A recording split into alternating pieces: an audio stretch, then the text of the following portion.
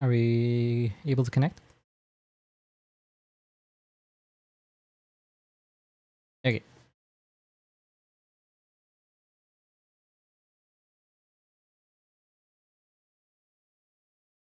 I'll let it come.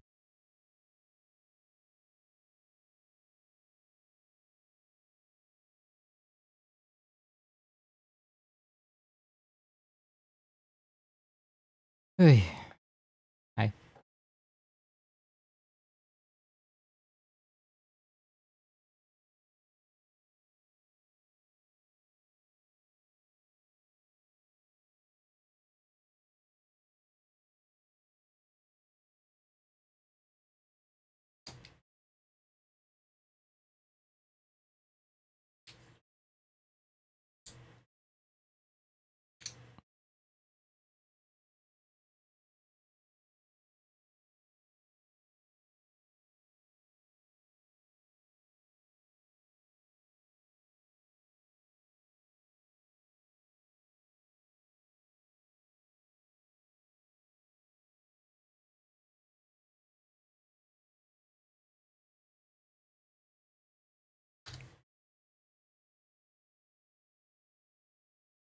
Yeah, it's phobia snakes.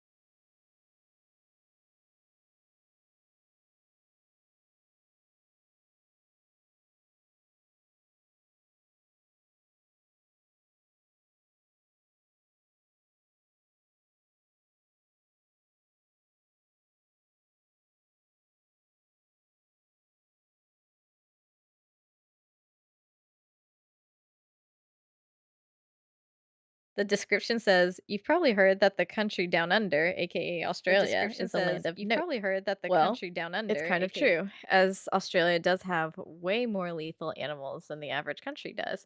But in true Australian fashion, it turns out that in the past, it was 100 times worse. And What? no one was surprised.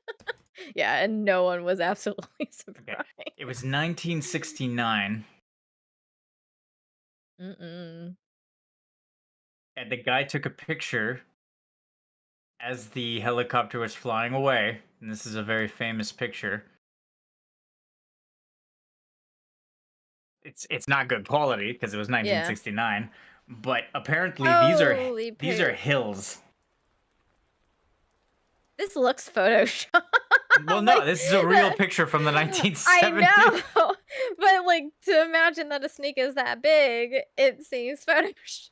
Yeah, for sure. But apparently, this thing raised its head and attacked the helicopter as it was taking off. Mm-mm. So that's a little scary. Not gonna Mm, lie. mm-mm, mm-mm. No, thank Um, you. does anyone want to DJ? I can, but give me 1 second, because 'cause Actually, if I'm you're busy RPing, I don't think I want you okay. to DJ.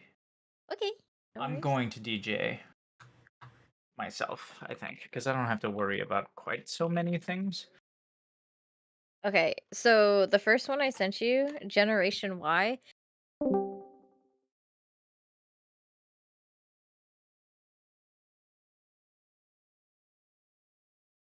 it's like that, so it's not always so depressing.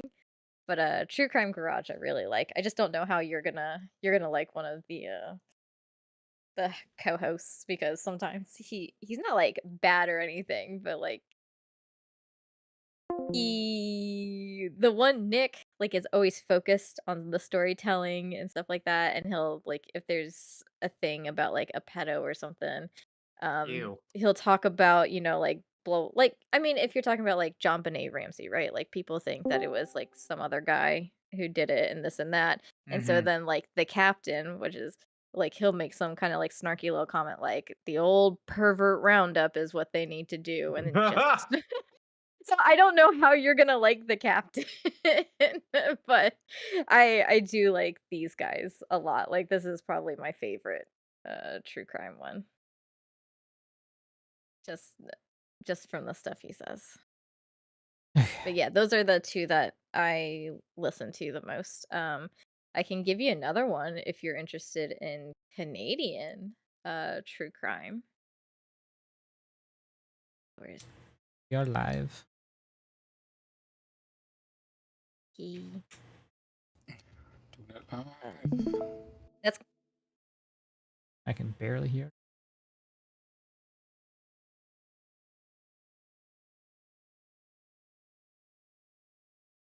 Every fate now I don't know this sing song. with me once more.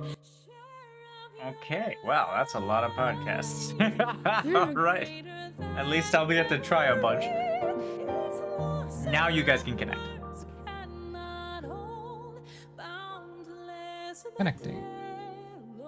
No noise suppression. Close my door. Give me a sec. Reconnect. Yes. connecting. Yeah. I have an update. I updated. I have also. I have lots of updates apparently. Near and far beloved, each drop a blessing from heavens above, and how as time flowed on those waters came one, streams, rivers, and lakes. All right. That means I can yell all I want because I'm in my office. All right. Load campaign. Bring up my graphs, my story points.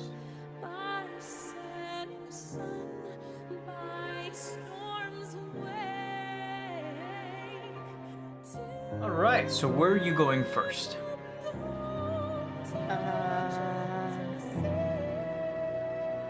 I guess just start at the castle in Cornelia. Because Blair has stuff. Okay. Start our investigation at the castle. All right. What investigation?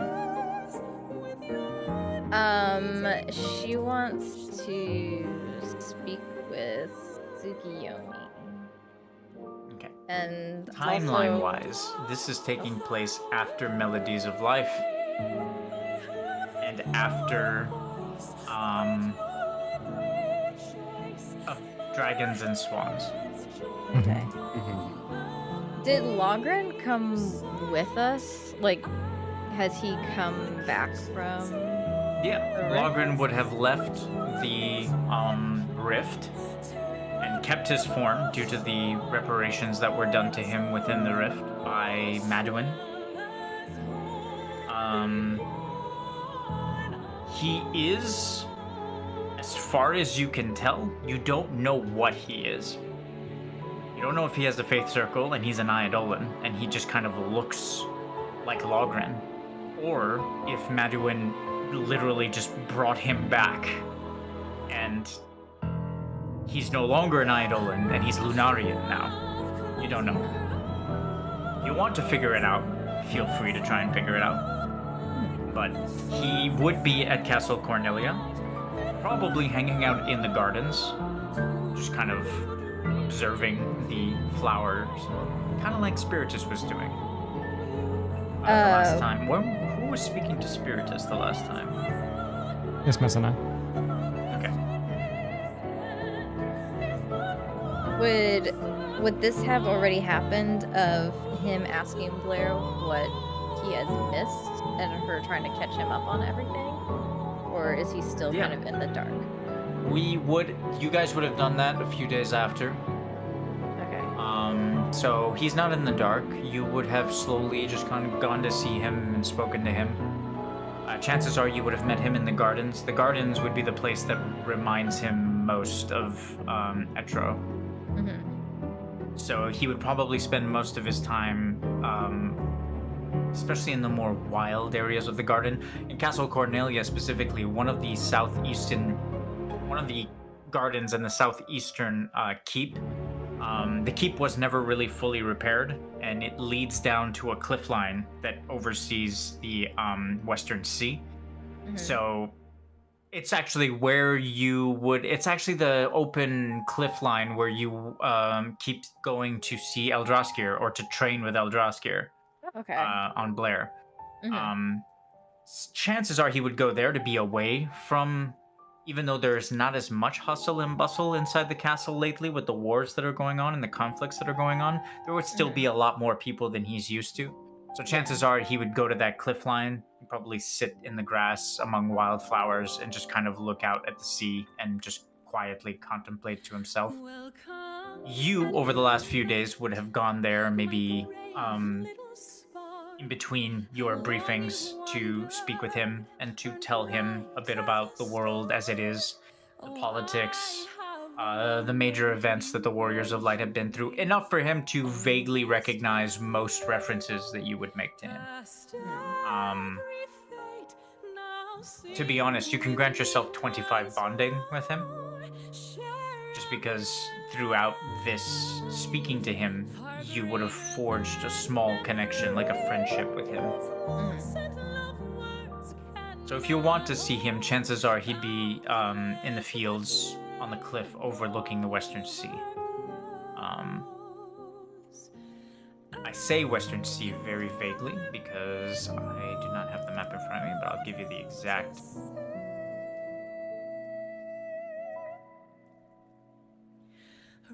It's called Near and far beloved, each drop a blessing from heavens above, and how as time it's called the Lifespring Strait.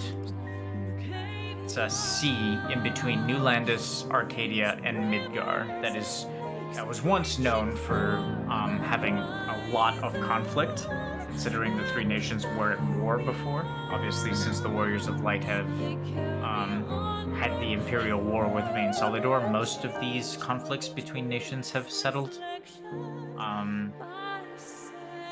But that's the cliff line that he would be, that's the strait that he would be looking out over. It's just a giant fjord. Just huge cliff lines leading to like a jagged drop into the ocean.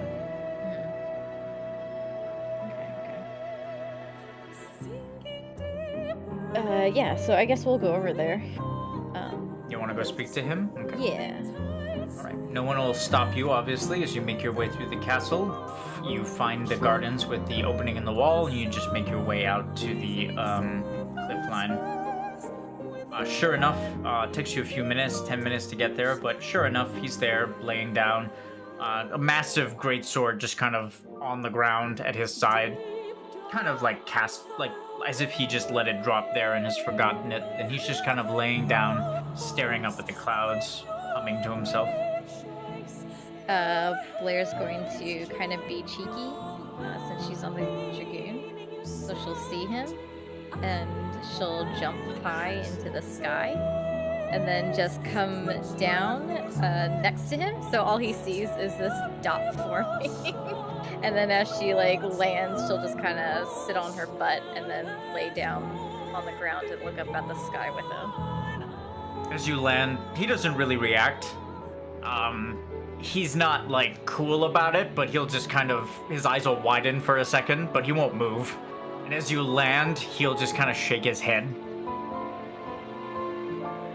No matter how many times you do that, it's not funny. She'll be like, just trying to keep you on your toes. Sister, you're so immature. You and your pranks. Your brother will call out from further down the cliff, because jumping as a Dragoon, you would have landed next to him. Then you guys would have heard Karos's voice from far away. What the fuck, Blair? she'll just turn to Logren and she'll be like, in these like end of times. We all need something just to laugh about and have a little fun with, don't you think? As he hears the other voices, Logren will sit up, kind of leaning on both of his arms, stretched out behind him, palms flat on in the grass. He'll look out and notice the other two approaching. You've brought company. Yes, I hope you don't mind. I don't mind. I prefer being out here because, I don't know, having so many voices all around me still makes me nervous. Blair will nod her head and she'll say, to be honest with you, I do prefer it out here more than over at the castle. And she'll kind of look around and, you know, there's not much destruction, but I'm pretty sure they're like broken trees or broken rocks. And she'll just kind of point to them and she'll say, sparring with dragons always seems to calm my mind, and this place is great for that.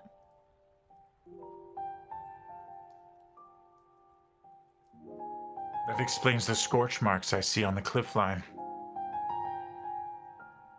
She'll nod her Didn't head. seem like the area for natural wild dragons. I figured it had something to do with the Warriors of Light being here. There's still so much I don't know. She'll kind of look at him quizzically and she'll say, I feel like there are lots of things that none of us are completely 100% sure on. But if you want, together we can try and put pieces together. If you want to know what's happened with you. As you speak to him, your allies will catch up and just kind of walk up to the both of you having a conversation. You're just like huffing. Okay. I'm ready for this. I thought you were good at athletics. Why are you so tired? I'm a white mage right now. I suck at it. Right. He'll turn to his attention to Logren and just give him a cordial bow. Hey, man. He'll nod his head to both of you and then turn to Blair. There are pieces. Scattered memories here and there from my time as the Gigas. Frankly, they come to me mostly at night, in my dreams. I'd sooner rather forget my time as the beast. But I thank you for your offer. Blair will nod her head. She'll say, that aside, if there's anything you'd like to know about yourself currently, or things that maybe we don't even fully understand that have happened in the past with the warriors, or before we became warriors, if you want to search those, you're more than welcome, and I will always join you. And then she'll kind of look at him, and then you'll see like her kind of screwing up her face, trying to think of how to ask, and then she'll just kind of go with it, and she'll say, I do have a question though, if you have any memory of it, but do you recall a dragon named Bahamut? As you ask your question, he'll turn his attention towards you.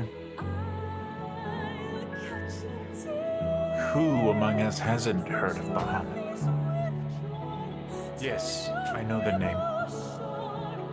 She'll just look and she'll say, but only the name, you don't know the dragon.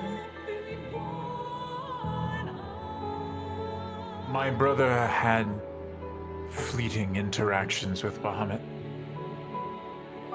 The dragons in those days seemed to be concerned with carving out a home for themselves.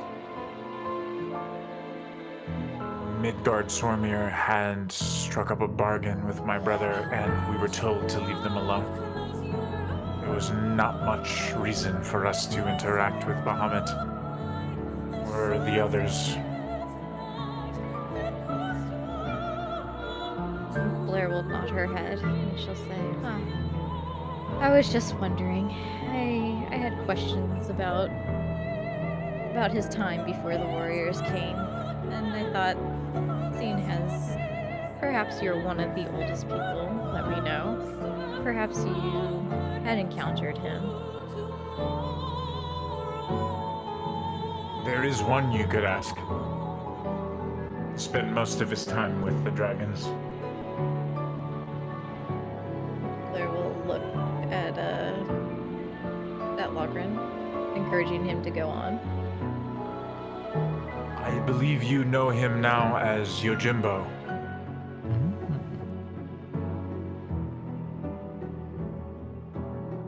He was nameless in my time. Infamous, but nameless.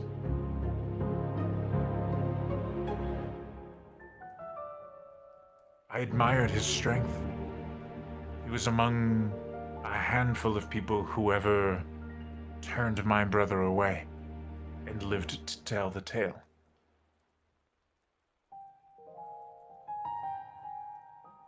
It is said that he spent most of his time among the dragons.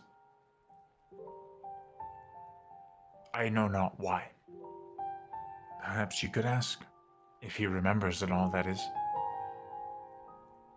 Blair will nod her head and she'll say, I'm not 100% sure if he'll remember that, but we do know that since he's come to his fullness, that he does remember a lot. And, perhaps. What's the summoning method for Yojimbo? Oh. Do I just pray? Do I put money down and then like pray to a mercenary Ronin? I'm afraid I wouldn't know. I'm sure someone in this castle would know. Blair will just slowly, like, you know, those comic book endings, like, slowly. Judgmental eyes just turn slowly. And You're then embarrassing me in front of Logren, bro. Oh. she'll do that meme, like the, what? I'll, I just remember he was obsessed with money. That's all I remember. I'll run to the library. Karos, don't hurt yourself. Okay. Oh, no. Let me run to the library and see if he can dig up what his summoning method might be. Logren will turn his attention back to the sea, shutting his eyes and just kind of letting the breeze just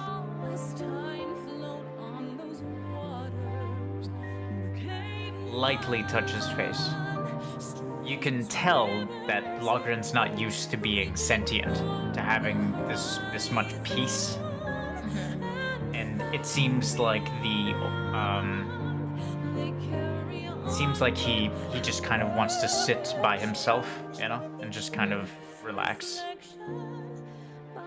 Blair will look at him and she'll say, I'm sorry for the intrusion. We'll leave you to choose your peace.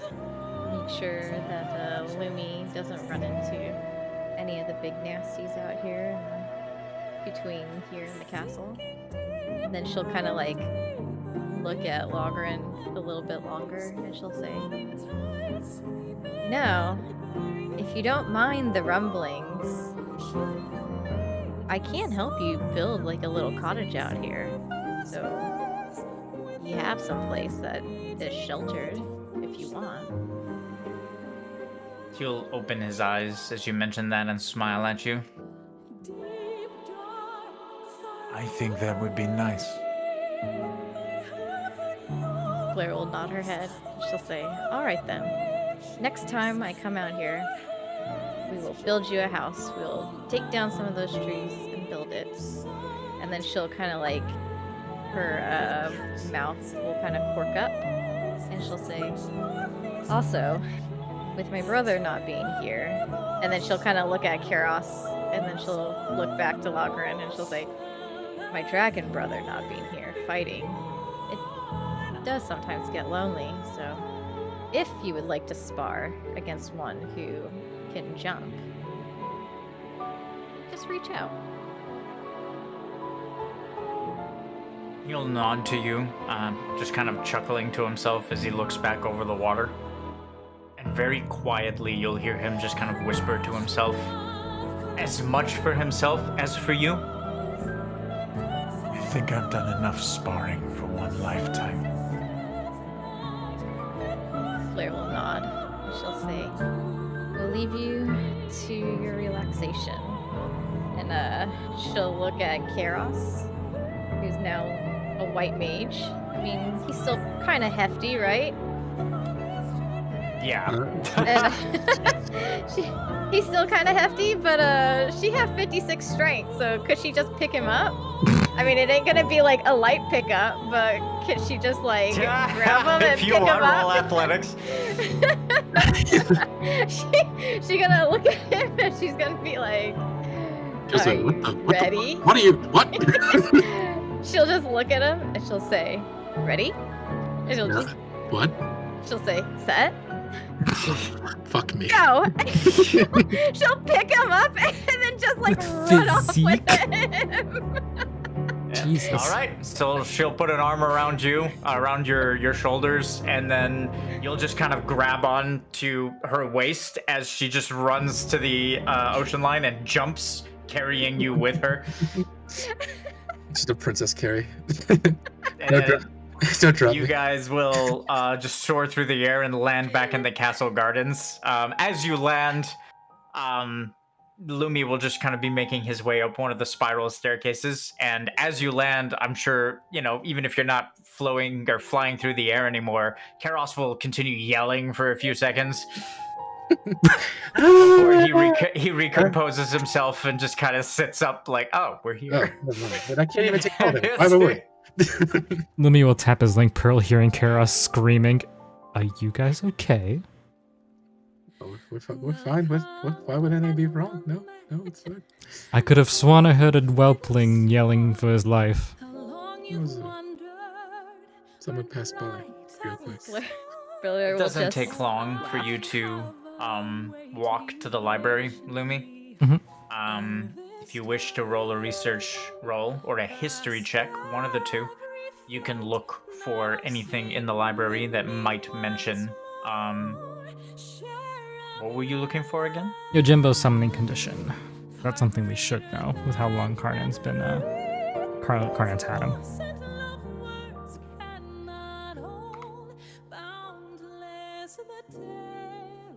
Yojimbo's summoning condition is to lay a guild piece down and to pray over it. Fucking Flair will look over bitch. her eyes wide in shock and she'll say, "Oh, I guess you're not just brawn. There's a lot of brain in there." Literally one of the first Eidolons that I told you guys how to summon them. Fucking hilarious. Maduin was one of the first two. I remember Maduin. Nope.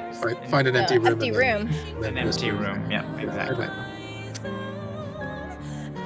Well, he's doing that. Are there any? Is there any spare or Calcum antiques or anything lying around? That no one... What?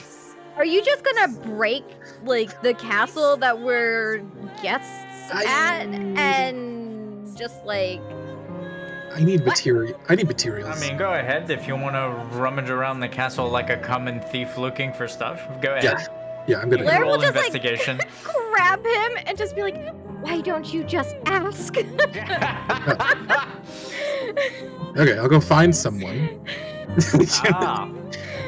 What are you gonna say? Some random stable boy passes by. You grab a hold of his shoulder. He turns around to look at you. Yes, yes, sir. Right, child. This is imperative. I'm a warrior of light, and I need to make I powerful. am no child, sir. I am 17. Okay. All right. That's still pretty close. Sorry. Teenager. I need to. I'm a warrior of light, and I am was hoping that there might be like some kind of ability for Warriors of Light to get pieces of orichalcum or mithril, potentially, from the, I don't know. Roll persuasion. To be fair, it is to help with the fucking space manta ray. That's not what you're rolling persuasion for. The stable boy does not seem to believe you're a warrior of light. Roll persuasion. Oh, he would trust me automatically because of my my natural. That's not true. It says they're more inclined to trust you. Okay. The stable boy looks you up and down, and then just kind of looks over to the castle gardens, and then to Blair. Blair's just shaking I her. think not. You have to wake up pretty early in the morning to fool me. I saw you screaming like a little girl. A warrior of light would not scream like that. She's a Warrior of Light too. Do you have authorization to be here? That's my sister over there, Blair. Roll a charisma saving throw. Oh my god. Oh my god. Face palming so hard. The stable boy will run off yelling for a guard. It's not like I just asked a question. What the hell is wrong with Just you? look at Karos and she'll be like, why of all people would you ask the stable boy? Just grabbed the first person I could find. She's The like, stable boy remember runs that? off. He's gone for a few minutes, shows back up with 2 Cornelian guards that bear the sigil of Zuramar, the dragon symbol. They'll approach you and just kind of arch an eyebrow as they look at you. Is this the man you were talking about, boy? The stable boy will nod. Okay, run along now. And then the guard will point at you and go, and then as soon as he's about to point at you and demand who you are, he'll notice Blair. Oh, Captain Blair! And then they'll both salute Blair. She'll just look at her brother and shake her head and salute them back. She'll say, please excuse him. I don't. She can't even finish her sentence, and she'll ask, and she'll say, I'm sure Zirmar has probably set aside things for the Warriors of Light to use, possibly in his absence, should we need them. Is there a place that he has left this that we can use some of these provisions? I just need some forging materials. She'll just like, Is this? And then the guard will point. Commander Karos? Yeah. she'll They'll like both just kind of slowly look at each nod other, her relieved head. for a moment. I'm sorry, sir. We're not used to you wearing robes. I know. I'm not usually so stylish. I see. To answer your question, Captain, the vaults would be the best place to find such a thing. Can you lead us there or tell us how to get there, please? I'm afraid the king has placed his sister in charge of the vault. Okay. Well, she is not here. We just left her. You'll need authorization to go into the vault. Star has made it... Well, even Warriors of Light don't have the permission to enter the vault. Something about thieving bastards. Blair will just turn her head to her brother and she'll say, yes. I have heard about these thieving bastards. She was very smart to put up these precautions. I was just gonna. I'll replace it. And then she'll just I'm like put afraid her, it's her not hand up to on his me, lips. Commander. Or, if you wish, we can give you Star's communicator code. You can contact her and ask her for permission. Blair will nod her head and thank them. Thank you. Every time If Karos I'm goes not to mistaken, talk, I believe Nidhogg has access as well. and she'll say, he's busy at the moment, and I don't want to pull him away from. And then she'll just kind of like, point up at the sky. What's going on up there, especially with the king being up there? She'll say, it's okay. I'll just call Star. The guards will nod, and they'll offer a salute both to Karos and to Blair, and then they'll leave. was nice of them. Blair will just go up to her brother and just be like, shh, Fine. no more talkie. Time for sleep. You'll see Lumi walking towards the garden and seeing Blair just try to choke out Karos. Did I miss something? She'll just shake her head and she'll say, no, Karos just said he was having problems sleeping, so I was aiding him. She'll unwrap her arms around from the chokehold and she will call Star.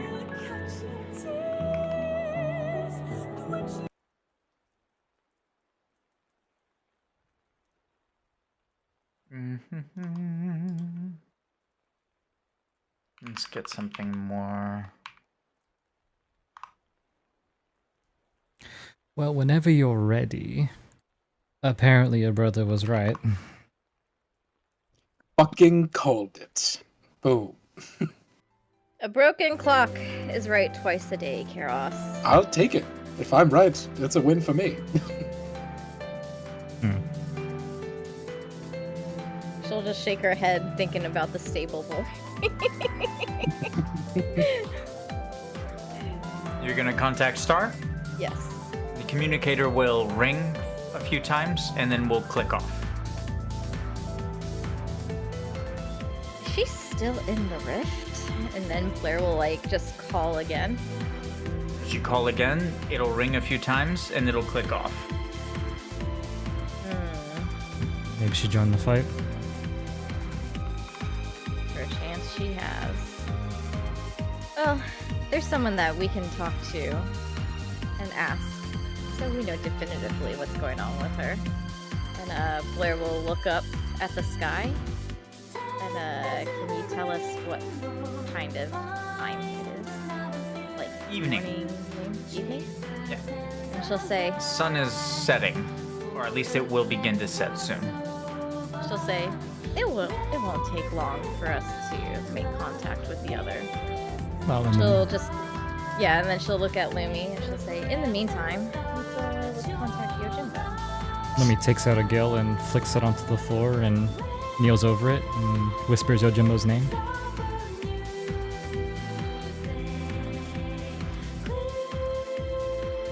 As you do so, a wind will blow past all of you with a few rose petals. Cherry blossom petals, more specifically. The gill will be completely phased. It'll just be taken. As the cherry blossom petals just kind of fly by, you guys lose track of the little gill piece for half a second, and it's gone. Nothing else happens. Apparently, you did not offer enough. The note said 1 gill. He's more expensive now because he's remembered. He'll say, thank you, brother. For your contribution I mean, to regular all samurai of are more expensive than Ronin. It just makes sense. Maybe 100 will do? As he counts out 99 more pieces, lays it on the ground, and repeats. Once again, the 99 pieces will be taken, and nothing will happen. Okay. Can I spend some recon to see how much it takes to call him? She'll just put her hand 500 up. recon. Sure. Okay. 500 gil. It's 500. And you can count what you've already offered. You could have told me that sooner, Karos. Blair will say, oh, that was cheaper than what I was going to offer. I'll give you 200.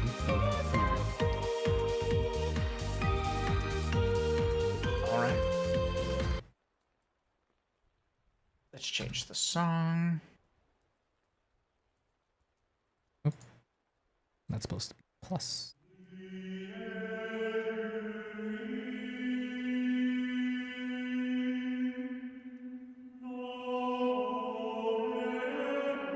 Once again, cherry blossom petals will float by, and the sun will become muted, and the moon will raise high in the sky for a moment, and from behind one of the nearby trees in the garden, Yojimbo will slowly walk out. As Yojimbo walks out, he'll approach the party very slowly, his gaze just kind of moving between the three of you. And you'll feel a slight nudge at your leg, Blair, as you look down and you see Daigoro just kind of like climbing up on your leg, looking for Aw. attention. She'll get super excited and bend down and give him all the scritchy scratches. The dog will roll over onto its back and show its belly. Who's your good boy? You are. Yes, Daigoro's a good boy. As you play with Daigoro, Yojimbo will focus his eyes on you. To what do I owe this honor? Blair will slowly stand up, still like, What because do you mean by Daigoro, weird? I'm assuming, would get up with her as she raises up, and she's still kind of petting him as he stands or sits next to her. Daigoro will stand next to you and just kind of bark very quietly. She'll say, How so? if you don't mind, Yojimbo, I was hoping to ask you a few questions about Bahamut, if you remembered him. Yojimbo will slowly nod. You can't tell what his expression is behind his mask, but you sense him becoming more somber as you mentioned the Dragon King. Blair will ask, can you tell us about the time of Bahamut before the Warriors of Light came across him? What was he like?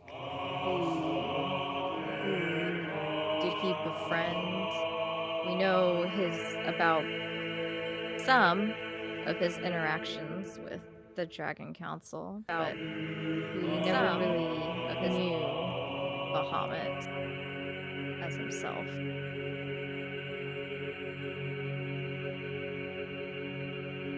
In those days, Bahamut and Fafnir's sole goal was the unification of their family, of the Covenant. Nidhogg had been led astray. Fury enveloped him. Tiamat openly rebelled. Tiasmat had been lost, vanished from the surface of both worlds. In the face of the Covenant's weakening, Bahamut was a pillar of hope.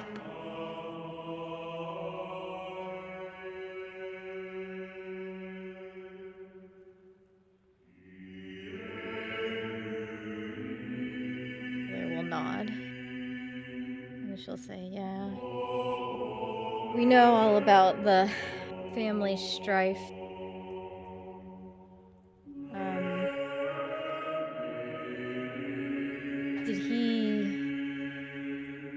Did he rely upon either a certain dragon or a mortal that was close to him that perhaps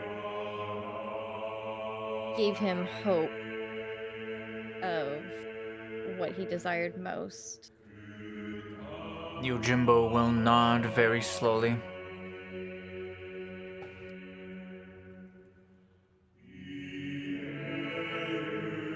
He would often speak with his brother atop the mountain.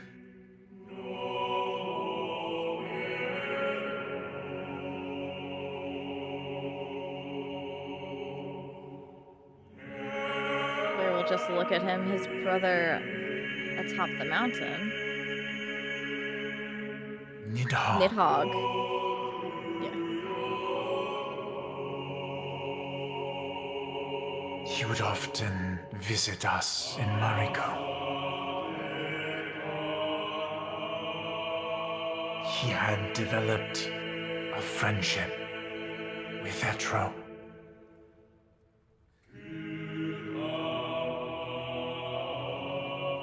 They would often confide in one another,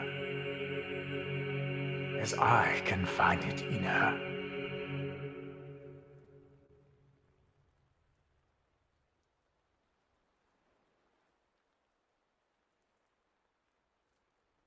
Blair will nod.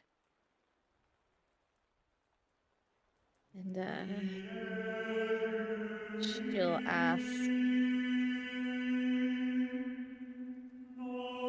does he have any other happy memories?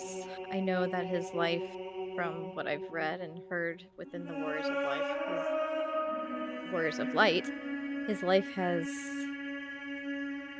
been not so great.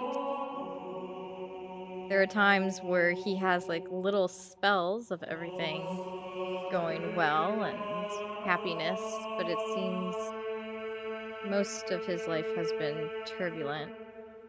Is that how it was still in the past? He will nod slowly.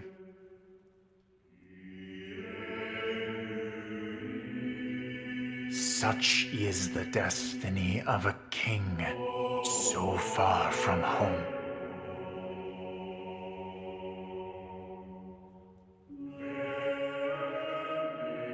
Bahamut's life was filled with strife,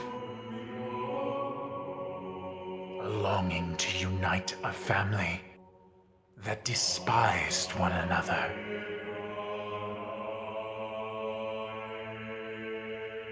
He often confided in Shinryu,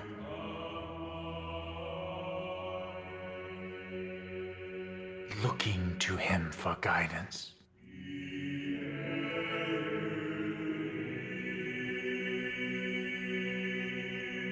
That is all I can recollect. Blair will nod and will say, one last thing. Do you know where the Dragon Covenant first met up?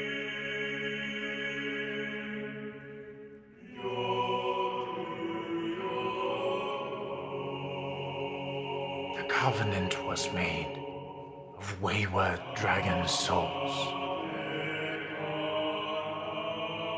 Those that Bahamut encountered, that he could not bear to leave alone, to wander the world aimlessly. It began with the first dragon, forged from the dream.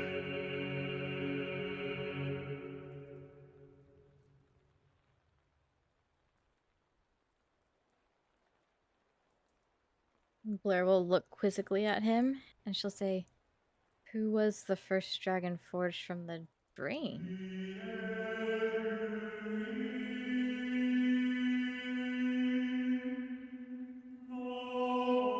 Yojimbo will look up at the night sky.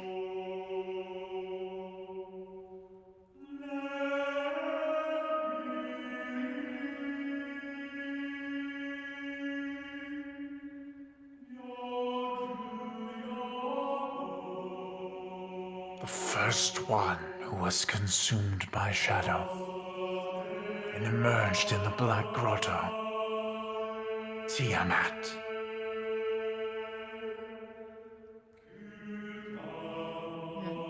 The eldest of the Covenant, or so it was believed for so long.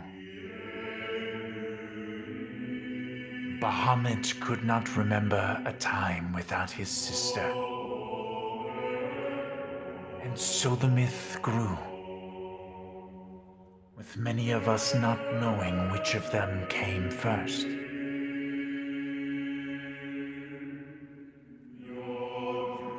The Black Grotto was inhabited by a tribe. I believe you would all call it the Ancient Forest now.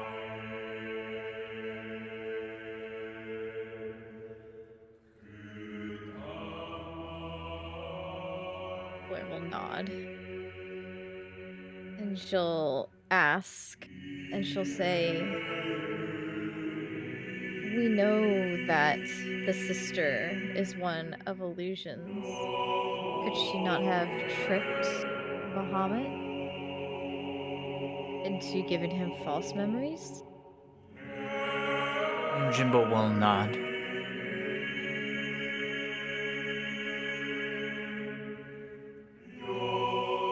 my limited interactions, I have learned not to trust anything. When you speak to the sister, not your eyes, not your ears, and certainly not her voice. It is very possible that she has manipulated her brother over the millennia.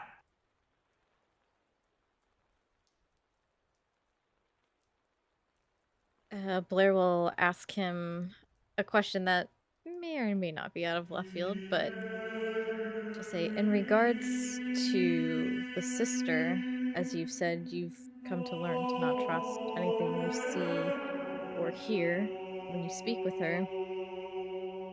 If they are fighting her up there, is there any way that you know that they could dispel her illusions?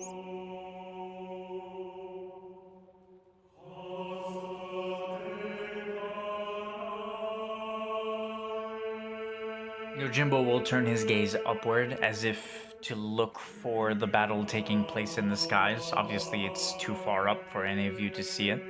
Mhm.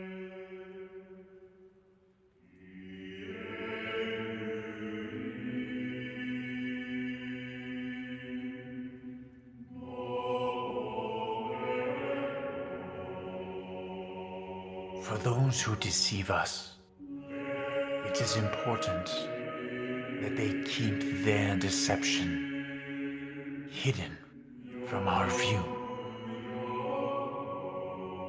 Should you bring a companion that can see through the deception,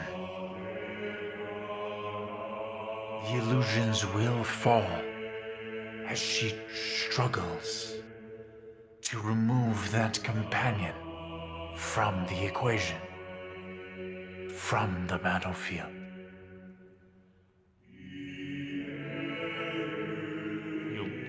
He'll turn his attention back to you. Should you find such a companion that you trust, make sure you protect them. Their life will be at risk so long as they can see through her madness.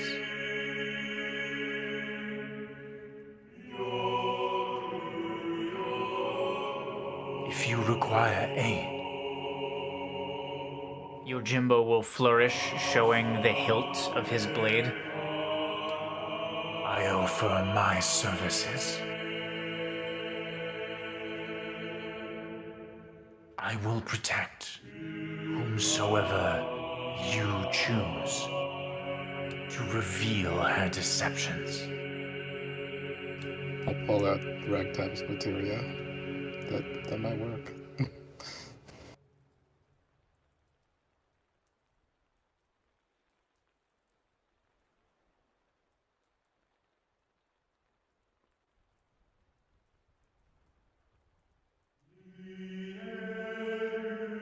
Wouldn't Ragtime need to be Junction, though? I don't think any of us, No, someone would have to summon him, or I don't know, Aeonsol him. I think he's Aeonsol though. He is free. Madawin didn't lock him up. But Obviously, I can't torture him. I don't think any of us can. still, yeah. That's the issue. He may manifest without a summoner, but he will be vulnerable. Blair will look at Yojimbo and she'll say, if anything happened to Ragtime, Star would literally scorch the earth. He is aligned to the stars. It makes him particularly vulnerable. But I think Zodiark will find that Zanmato is not easily defeated. He'll motion to his blade as he waves an open palm in front of it and reveals 3 Lunarian runes etched into the hilt. Oh, is that what you used to make? Because you fought Bente, right? With a flaming sword? Shown to me by an old friend, able to cut through Lunarian sigils. Oh. Would you be opposed to teaching me those runes? Yojimbo will shake his head. I owe much to the warriors. Should you wish to learn the technique, I will show you. Fucking transform into my pyromancer mode. Just throw off the robe. Pull up my Magic axe. girl. Hell yes. You can enter into the import tracker for me to give you a standby event for Yojimbo teaching you the 3 runes.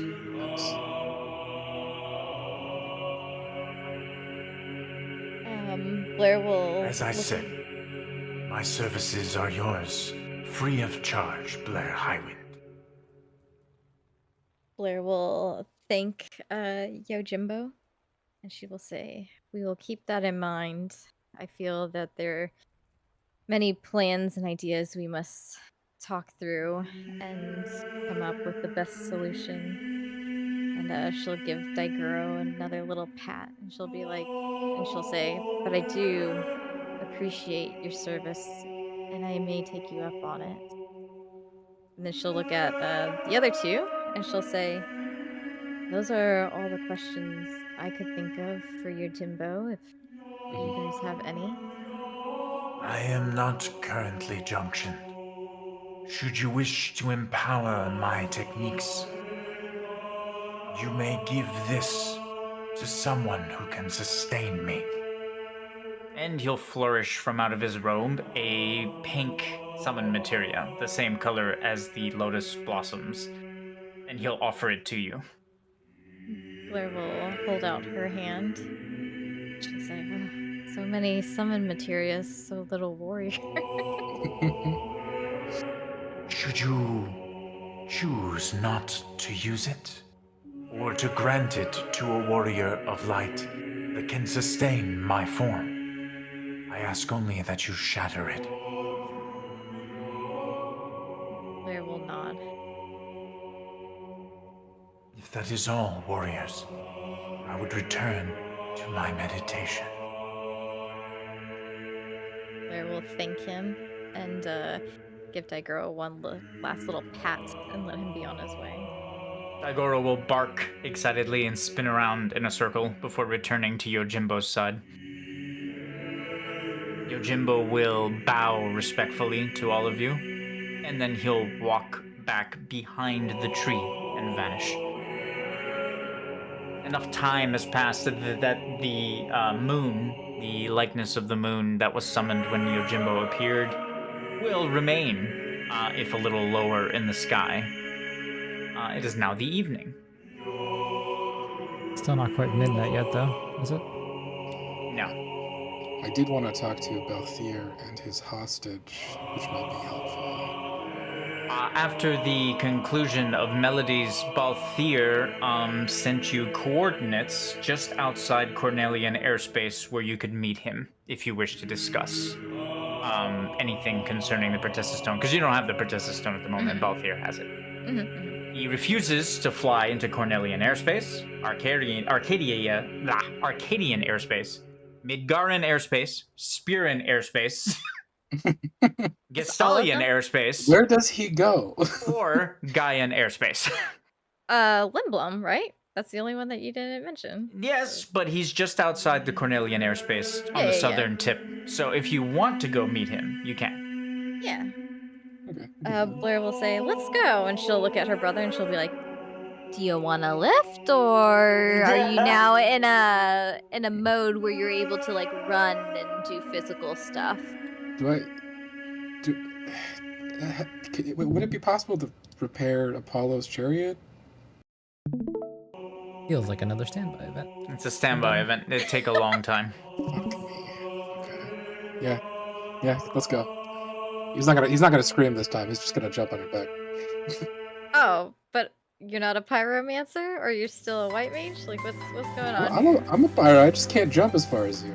Well, I mean, you can run. You're athletic now, right? You just Yeah, weren't definitely. athletic when you were. Yeah, she'll just look at her brother and she'll be like, "Come on, cardio, let's go, keep it up." How else are you gonna be able to fight the Carry tea me. pancake? And she'll be You like, can- she'll if carry you Lumi. move outside the city, Eros, I shouldn't be telling you this because you can figure this out as a player, but if you move outside the city so you're not harming anyone, you can use pyromancy to go fast. Okay. Let's do that. We're still in the city though, and so Blair will just kind of look at Lumi, and she'll say, "Ready?" The fuck? Oh god. Once again, she'll grab onto Lumi, picking him up princess style, and leap, God damn it. leaving Karos behind. Okay, I'll just go look for like a cliff somewhere so I can jump off. Sure. There are stairs leading down to the cliff line on the water's edge where there's just stone steps nearby and nothing else. Fuck it. Run over to that, jump off the cliff, and pyromancy after it. Roll pyromancy. I'm keeping an eye on him. Set the forest on fire! No! Now that's what I was thinking. There's Do no it. forests. It's nothing but prairie lands. That said, you can set them on fire. So if you stay over the ocean, you should be okay. Yeah, I'll aim for the ocean. I'm also keeping an eye on him in case he fucks up and I have to grab him. Roll pyromancy. Alright. What's this, he's chained good. together? Flame on! I yell that. It's like, Two torrents of fire will emerge from your open palms as you just kind of project yourself through the air. It is very scary. The water beneath you boils as you just kind of fly through the air incredibly fast. But you don't harm anyone as you make your way down the coast to the southern tip of the Cornelian border. As you approach the Cornelian border, both of you, you'll see a ship hovering over one of the cliff lines near one of the small towns. It's outside the town, however. Okay. On the cliff line, you'll see the ship has been is literally just kind of hovering with a staircase descendant from the southern end of the ship, just kind of leading down to the stone cliff line. And on one of those stone cliff lines, there is a lawn chair, just kind of laid out. And a man in a blazer just kind of laying down, his boots up, with sunglasses on, sipping on something that looks like a coconut broken in half with a little umbrella in it.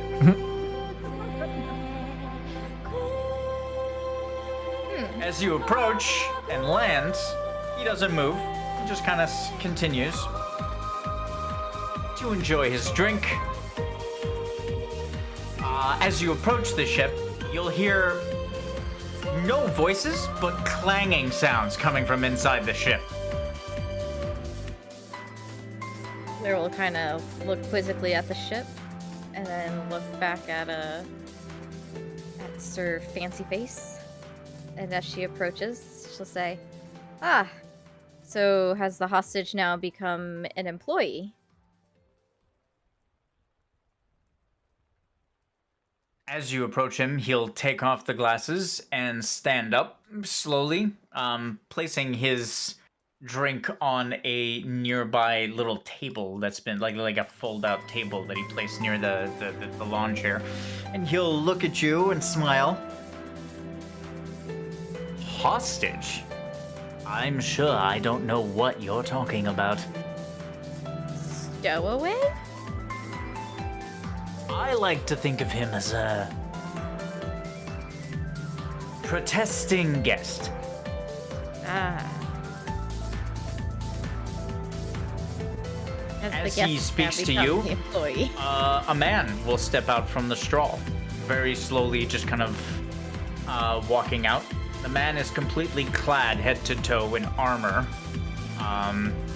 The helmet is on. It resembles a ram's head.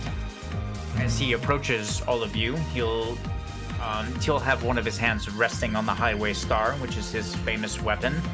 And as soon as he notices the Warriors of Light, he'll remove his hand from the weapon. I heard voices. Wasn't sure what to think. Gabranth will look over the party, one at a time. Not sure I recognize any of them. That's because we're from Nova. Blair will shake her head. She'll say, no. You encountered the warriors before my time. Gabranth will nod. She'll Would you raise like her. me to leave you to it then? Balthier will nod, and Gabranth will turn around, go back inside the ship. Now him you can call an employee.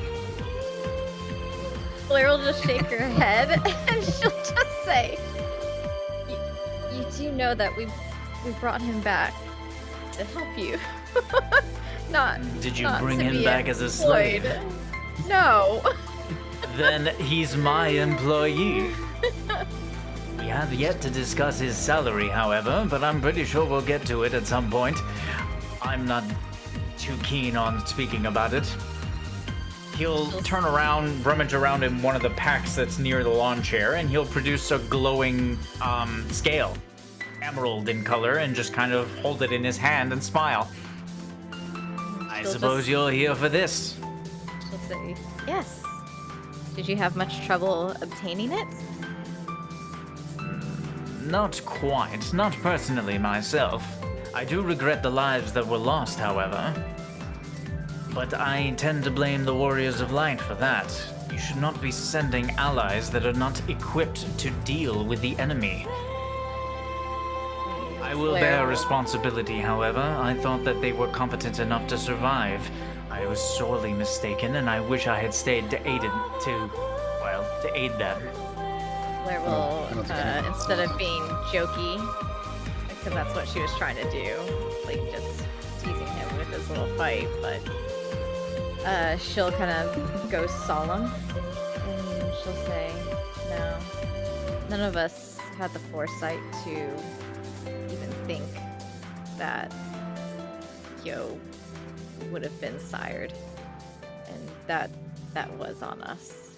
We did not think it was possible, but we should have known.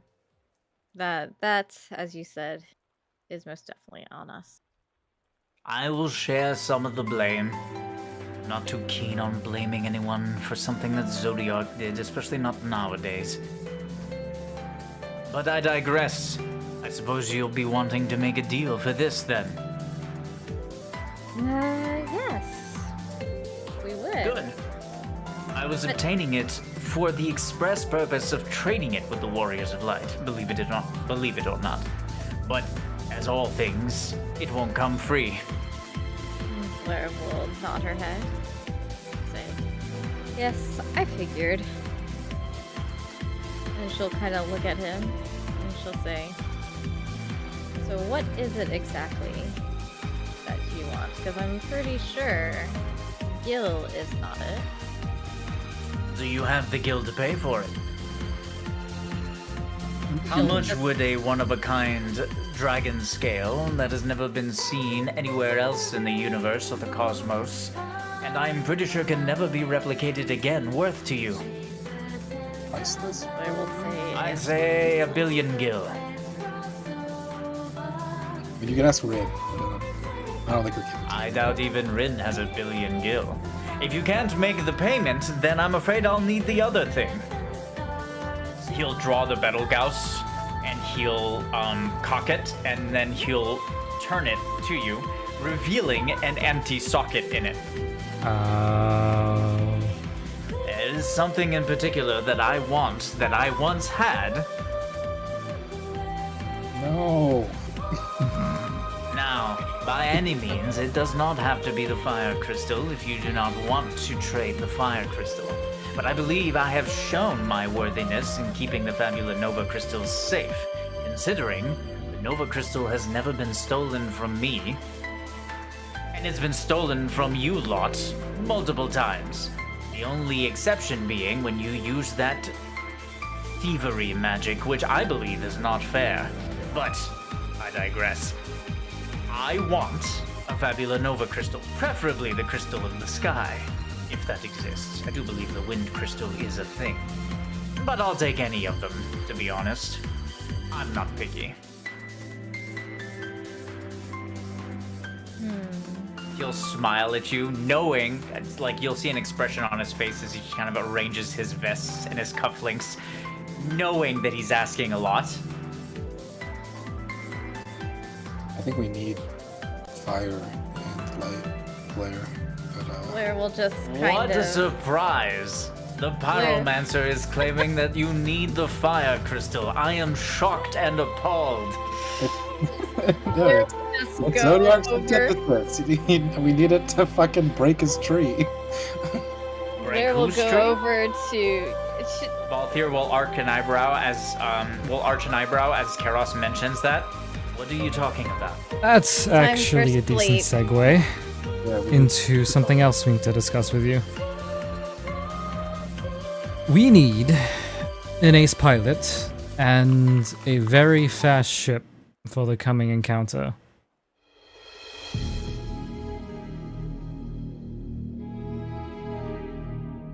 What a coincidence. He'll look towards the straw. I happen to have a very fast ship. Oh, and then he'll just kind of feign being surprised and he'll point to himself. And a pilot to go with it. Yes, a Bretessa stone, a pilot, a fast ship. I think I am offering quite a bit. Very well. I'll throw in the fast ship and the pilot to go with it. You shall have my services until Zodiac is defeated. In exchange, I would like a Fabula Nova crystal.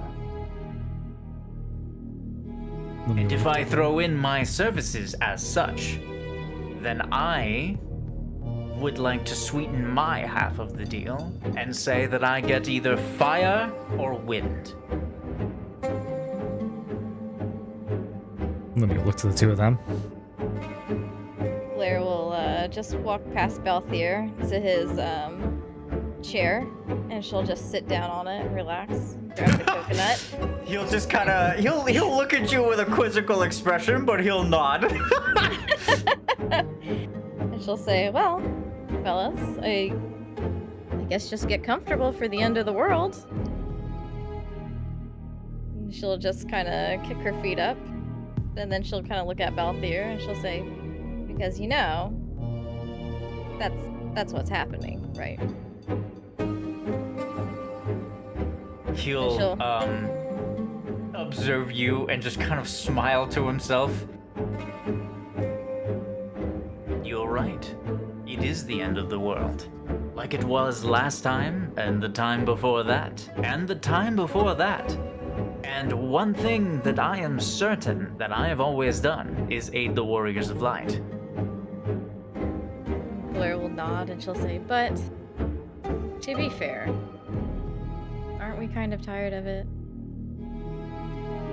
Tired of what? Going from one fight to another. Having True. to save the world over and over again. And then she'll whip out the wind crystal and she'll say, because of these, because things want these. And she'll just kind of put it back into her bag. And she'll say, now, I'm not going to speak for my brother. But as long as I have the wind crystal, I don't think giving it to anybody is the best idea. So the wind crystal's out for me. But, and she'll kind of look at Balthier and she'll say, how many people have been inside the void? How many, what do you think is in there? And she'll kind of look at the Protesta scale and she'll say, if you think that is a one-of-a-kind thing, what do you think you would find inside Zodiac? We've already spoken about a tree, but what other things do you think are in there? that people have never seen before that would also be equally as priceless as a Protessa stone, if not more.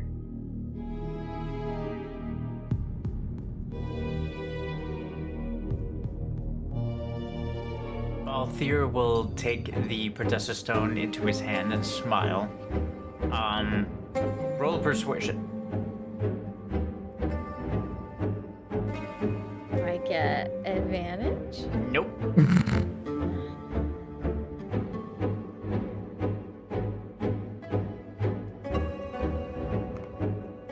He'll look over at Karos and then at Lumi.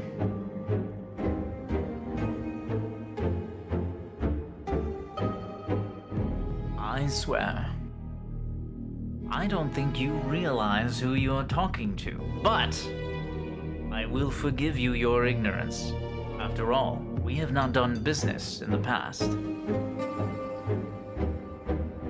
Let me pose you this question then. Blair Highwind, is it? Yes. Your name carries weight. A lot of it. In fact, I believe one of your family members was a good friend of mine once.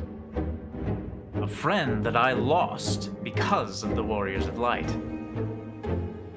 So I would suggest that you heed what I am about to tell you. Unless you have a plan that involves the Fabula Nova crystals in an attempt to destroy Zodiark, then you will not need them all. If I am helping you, I will not help you for nothing, especially not for something that was taken from me without my express permission from the said Warriors of Light. He'll just kind of grandiosely, flourishingly point to Karos. That thing that he has in his possession is mine. You stole it from me. Now, I am keeping our interactions amicable.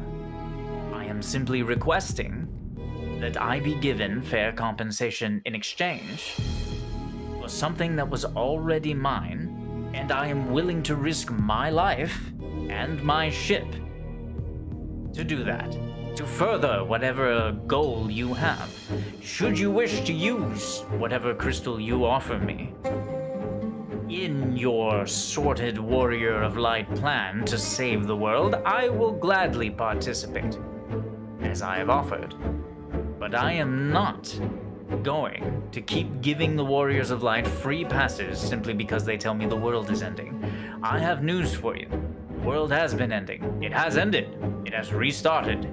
Haven't you seen Nova? There will always be another world to save. But there will not always be an opportunity to reclaim what is mine. Now, I believe that the amount of effort that I have already put in to find the Protessa Stone and to bring it to you hand-delivered, you'll just kind of bring it out and flip it up into the air. I believe that warrants something in itself. But I'm willing to waive my finder's fee in exchange for something that is rightfully mine. Now, he can give up his crystal. I'm fine with it. He can give up his crystal. He'll point to Lumi. Kind of begging the question to all of you, how the fuck does he know you guys all have crystals? He'll point to Lumi. I'll take the white one. I don't care. I don't see color. And then he'll point to you, Blair, sitting on the chair. I'll even waive the fee for taking my drink. But I will leave here with a crystal. Or you will not be leaving with the Protessa Stone. I have someone else that can use it to attempt to help in dealing with whatever the hell that thing is, which I'm pretty sure was released because of all of you. At least that is the rumor that I keep hearing, is that that thing flying around up there is a direct result of the Warriors of Light doing shit again. So, now that my little speech is done, what'll it be? Do you want me to help you clean up your own mess again? he'll extend the Protesta Stone out to Blair as like a way of emphasizing it.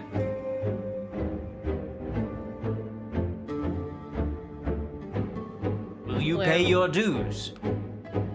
Blair will look at him and she'll say, I wasn't meaning for it to be for free. I would have done favors or find you contracts or what have you. But I cannot give you the wind crystal. Why not?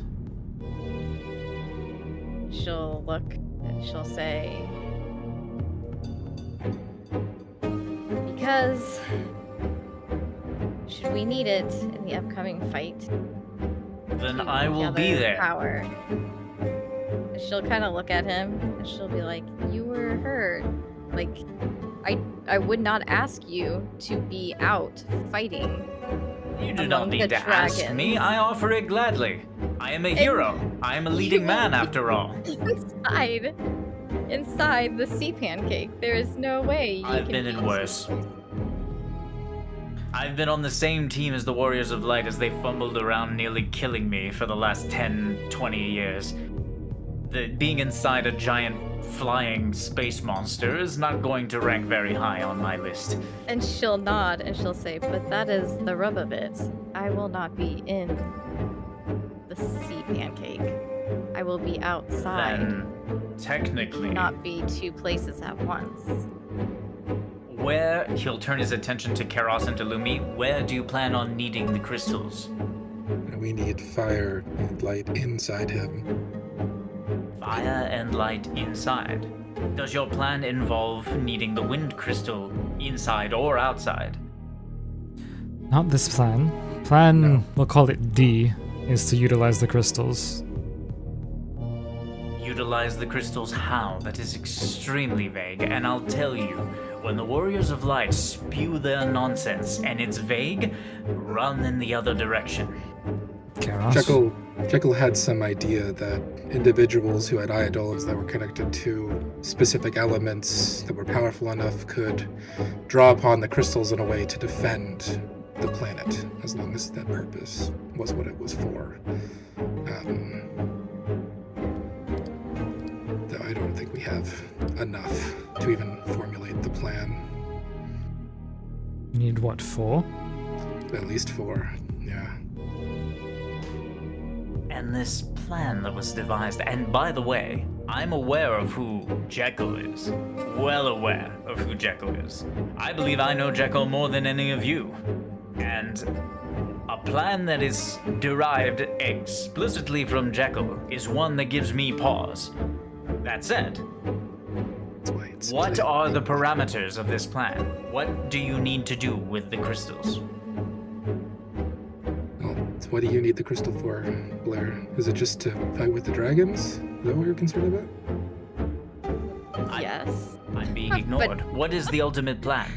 The ultimate plan, I believe, is to use the crystals as Jekyll does. Hold on. In real life, I forgot his name. Who? The space whale. Bismarck. Bismarck. Oh, thank you.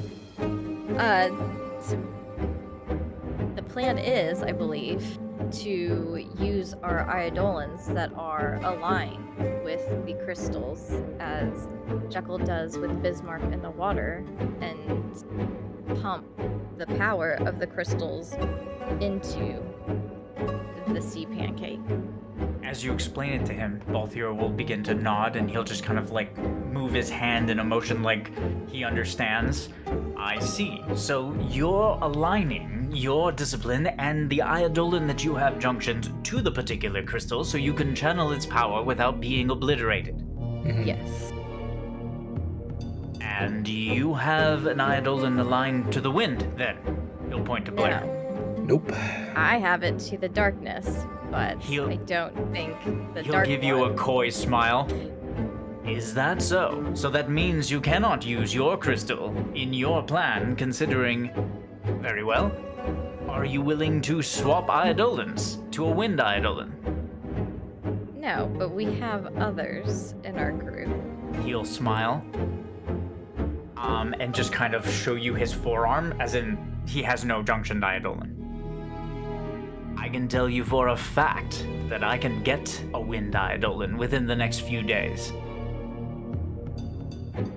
Might we ask who? As long as they're strong, they gotta be mythic, I think, at least. Did Jekyll mention a power requirement for the Eidolon, Garros? What's Bismarck, mythic? Don't know. I'm not a summoner. Just, I ask that you trust that I can acquire a powerful Wind Eidolon because I am Balthier. Yeah, you could do it. That's not... I can acquire an Eidolon, and I can be in the mission, or in whatever the hell the Warriors of Light are calling it now. I can be there should you need me. I can transport you as you have already stated you need. In exchange, all I ask is for something that was once mine, that gave me, let's call it an edge, for lack of a better term, in my personal affairs. Now, Warriors of Light that do know me know that I am not an evil person. I am not even a selfish... Okay, I am a selfish person. But I am a good selfish person, and I will not misuse whatever crystal is given to me, just like I did not misuse the fire crystal when it was in my possession. And he'll again accusingly point to Karos. Well, I didn't. And then, yeah, who took it? I have no idea. It was in my pocket, and then it was not in my pocket. And let me tell you, that in order for someone to steal from me, you better be a primordial. You better be the god of darkness, or whatever the hell you want to call it. Because there is no way someone went sneaking into my pocket without telling me. Which means you all used some fuckery from the Warriors of Light. I know you did. So, again, I can get myself a Wind Eidolon. If you wish to know exactly the Wind Eidolon, you will allow me, please, to go into the straw so I can find 3 or 4 that are of sufficient strength. I will go, I will beat the hell out of it, and I will junction it. Or I'll make a deal with it, depending on the Eidolon. The point is that I will be ready should you need me in the moment, and I will be fully aligned to the wind. I mean, I'm a pirate. I'm a sky pirate. Yeah, that fucking works. He makes a good point, That's- though. That said, if you offer me another crystal, I will find an Eidolon, and I will align myself to that crystal. I want a crystal. That is the only thing I ask. And it is not even a request because I want to be rich. I am rich. It is not a request because I wish to kill someone. I can kill whoever I want. The request is simply to pay back something that was taken from me from the Warriors of Light. I have a reputation to uphold, and I can't have the Warriors of Light stealing from me. I'm sorry, I just can't. Blair will get an idea and will kind of like quickly jump up. Just used to being like Dragoon, so it's super fast, like a fast motion. And she'll say, one moment, if you don't mind. And she'll kind of just like push Karos. She'll be like, fire crystal talk with him as I speak with my other associate. And we'll kind of pull Lumi off to the side. Oh, As you approach him, Balthier will look at you. Does your mother know you're a thief? he doesn't even know what just happened in the castle. Karos is just like, my mom's dead, bro. Oh no. And I'll bet she's rolling over in her grave. Oh no. Blair will Hmm. look at Lumi and she'll say, weren't you guys discussing something? And she'll say, I can't remember her name. I want to say Caligos, but I don't think that's... The Mist Mist Dragon, Caligo, yes. Yeah. Oh, it is Caligo. It's just no S. Okay. Caligo. Is she win? She's neutral. She's She mist. represents the rift. If she's neutral, would she be able to channel? that the talk, her and Ophiuchus, they're neutral. That is true. If Ophiuchus were to channel through the prism of the firelight crystal, it would convert it to that element. You would have him junction Caligo and he comes with us. Okay. If he can find her. I can find anyone. You'll call over. Blair will go back over and she'll say, alright. And she'll say, it was not meant to be disrespectful, but these are times, and as you know, the crystals are important, and they have been taken from us many times due to lack of intelligence in some situations. He'll smile at you coyly as you say that, and he'll say, hey, I sympathize. The crystal was taken from me. Do not say that bastard's name in my presence. He'll point to Karos with like an accusing glare. What did Karos say? Amadeus had to That's take it. it. I told you not to. The next time it comes out of your mouth, I'm shooting you. And then he'll turn back to Blair and smile.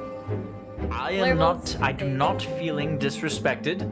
I am not upset. I am not angry. If I was angry, I would have behaved completely differently. What I'm doing is I am negotiating. Blair will say, if we are negotiating, may I put in one caveat and perhaps something a little bit more on the table for us. Not something huge, but something that we may need. And if we need to, I will pay for it if you don't want to add this in. But she'll hold out the light crystal and she'll say, Whoa. or not the light crystal, sorry, the wind crystal. Wind Whoa, crystal. that's mine! What the fuck? You stole it. We had our conversation. You're all just a bunch of crystal thieves. She'll take out the wind crystal. Okay. And she'll say, now, I don't know how much you've heard of me, but I am one who is for justice, and I do not like to see innocent people harmed. So should I give you this crystal, it is on the table that the caveat for me giving this to you is you will never hurt an innocent with it.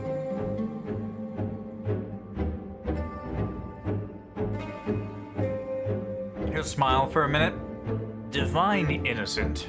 I mean, I feel like you can rob the rich, but like just don't hurt innocent people. She'll say I those have who never, do nor will I ever go out of my way to harm innocents, but I will Those- defend myself. She'll say those who do no harm to others are innocent. Those who protect others as best as they can are innocent because they are trying to protect innocence. Children, and she'll kind of look at him, even if they are cheeky and take from us, are also innocent. He'll raise a hand to his heart. All my life, I have never shot a child that has not deserved it.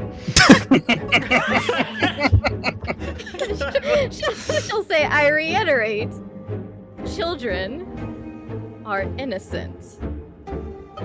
Very well. I shall not harm any of the descriptions that you just described, and as an added bonus, I will give my free time around Christmas time to soup kitchens,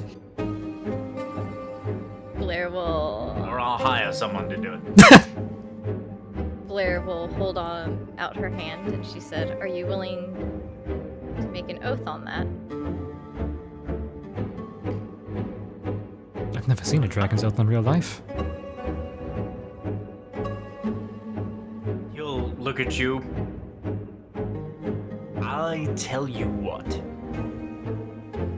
If you wish to peruse through my ship and my history and see what I have done in my past, you will see that I do not harm innocents.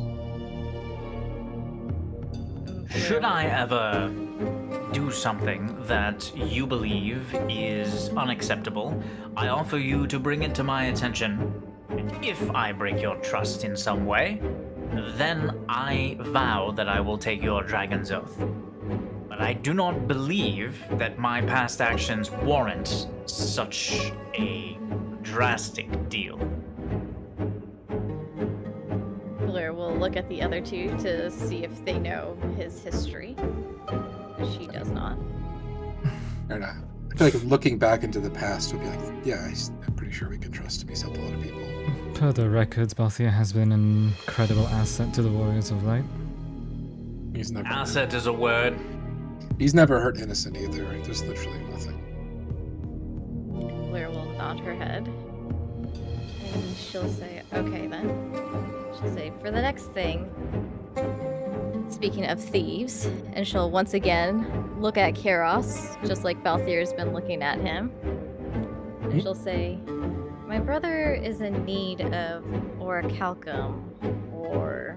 And she'll say, was it mithril, Keros, that you needed? Mithril, and I need to make it for him too, so he doesn't get, drained, Possessed. She'll possessed. Balthier will scoff and will tap on his breast, and it'll clang with a little medallion that he has underneath his vest. I need nothing from you. Ooh, nice. Okay, one down that I don't have to worry about. Fantastic. How much do you need? Keros? What you got? That's That's That's not not how this the- works. That... I need, was it 3 or 2 each time? I need 2 each time I make an adornment for someone. How many How adornments are many you adornments are you making, Keros? I was going to make one for Jekyll,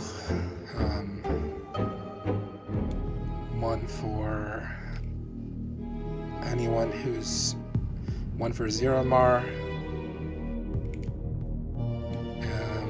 Is Amrit going to the 9th circle? Ninth Circle. Or the Hell fight? The Red Tower? Red Tower? Yes, Red Tower. Is he not still injured and tapped out? He should He's not be. recovered. He's recovered at this point.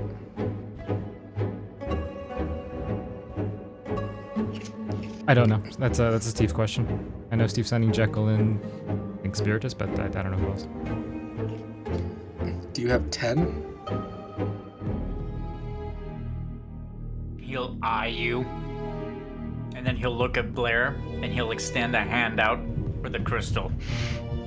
Yes, I have 10.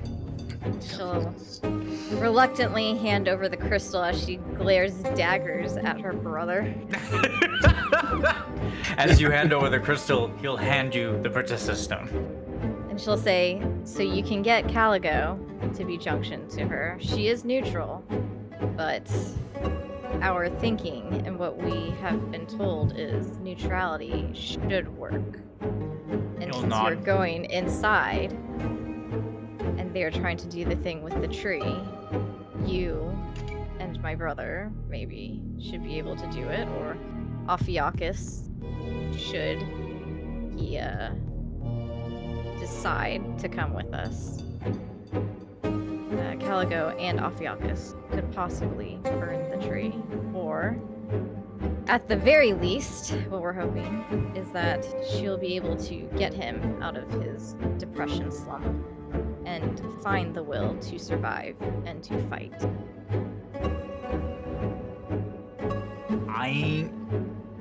He'll hesitate for a moment.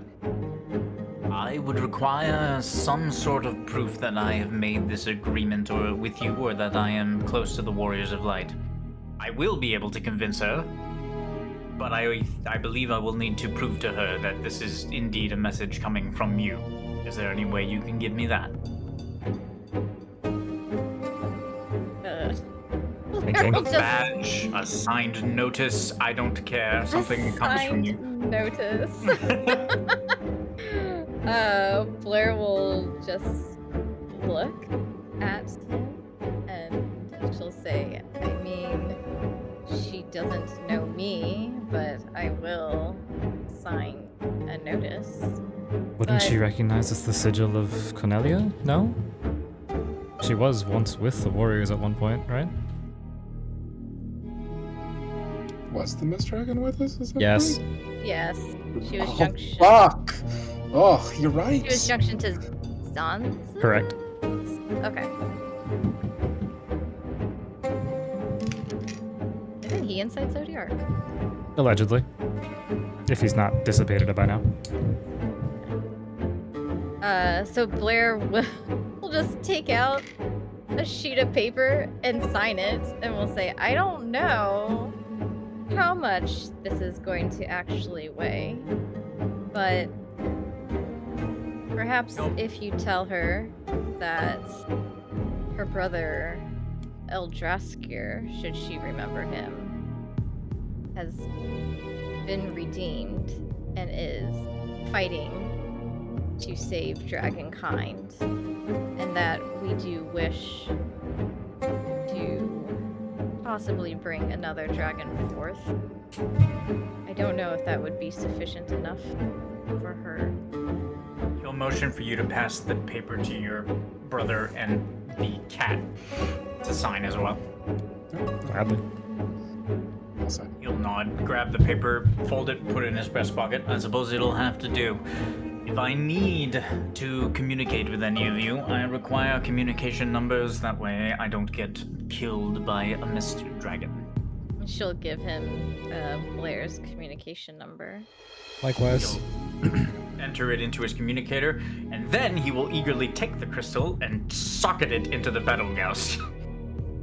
Blair will kind of step back and say, I do have a question, not about crystals or sea pancakes. She'll say, I do know that you make your way around the world, and you've come into contact with other beings and other Eidolons. He'll smile. I've seen a place or two. She'll say, were you ever close to dragons? Divine close. Friends. More than mere acquaintances. Maybe not best friends, but more than just mere passing acquaintances. He'll nod. Friends, enemies, frenemies. Which She'll say, dragon are we talking about? what can you tell me about Bahamut and your time with him? He'll, as he holsters the battle gauss, you guys will see that the holster device that he's using to holster the his shotgun, as soon as he holsters the battle gauss, a stream of wind energy will just kind of traverse through his entire outfit and just kind of power something inside his vest and clothes. And he'll just kind of wander around feigning like he's thinking of something. Well, Bahamut, I know for a fact, has been screwed over by the Warriors of Light more than any of us. Yes, more than any of us. I was close to him. We were on speaking terms, and he would aid me once in a while when he knew that I wasn't going to. He'll just kind of eye you. Shoot children.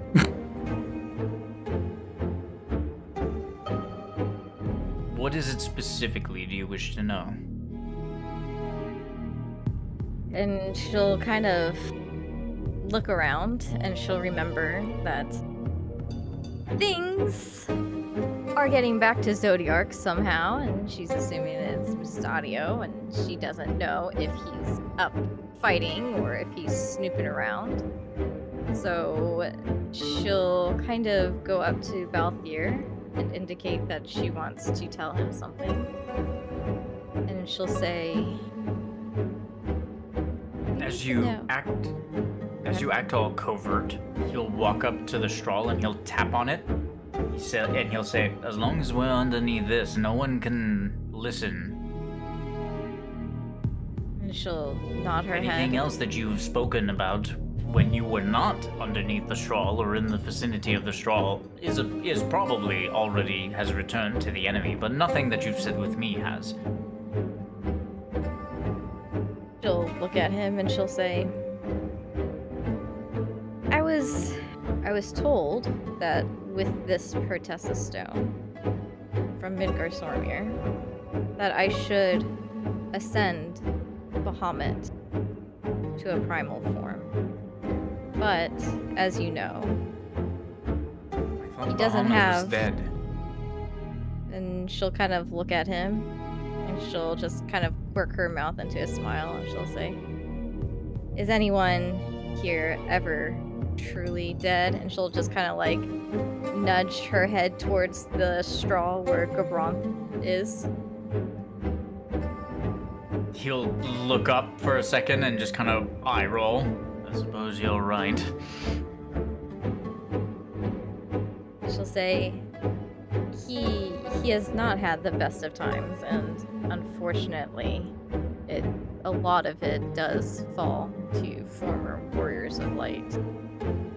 If I could, I would put them in the stocks and let Bahamut be the judge of what happens.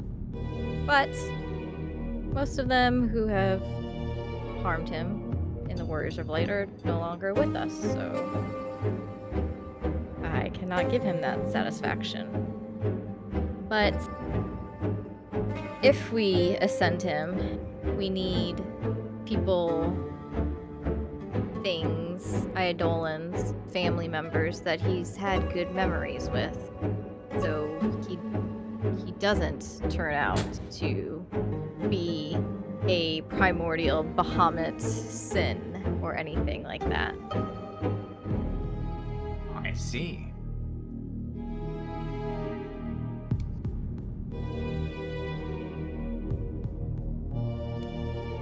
We're actually hoping to talk to Torbat about figuring out that shit. You wish to speak to Torbat? Theoretically speaking, if I knew where Torbat was, I would say would he want to talk to you? I don't know. And then as soon as he says that, you'll hear 2 taps come from inside the ship. And then he'll kind of like think for a second. Yes, my sense of intuition is telling me he'd like to speak to you. Blair will look As for someone that is close to Bahamut, the only one that I ever knew of that he was close to was his brother. It's the only thing he ever spoke of. Nidhogg. I remember once having a conversation with him about springing him. But of course, the Warriors of Light did that, released Nidhogg. So my services were no longer required. So that is truly the only one. Kane Highwind was never someone who was close to Bahamut, just their Not to my knowledge. stuff, their things that they needed to do aligned, and so they forged a temporary alliance. You'll nod as you say that. And that would seem, yeah, I believe that would be more appropriate than saying they were close in any way. I don't remember them being close. You know if Fafnir was close to him. Fafnir was close to all dragons, but he was not close to all dragons. Fafnir was more a tutor, a teacher to them. He was never a loving, doting father or someone that was particularly protective. And besides, Bahamut was older.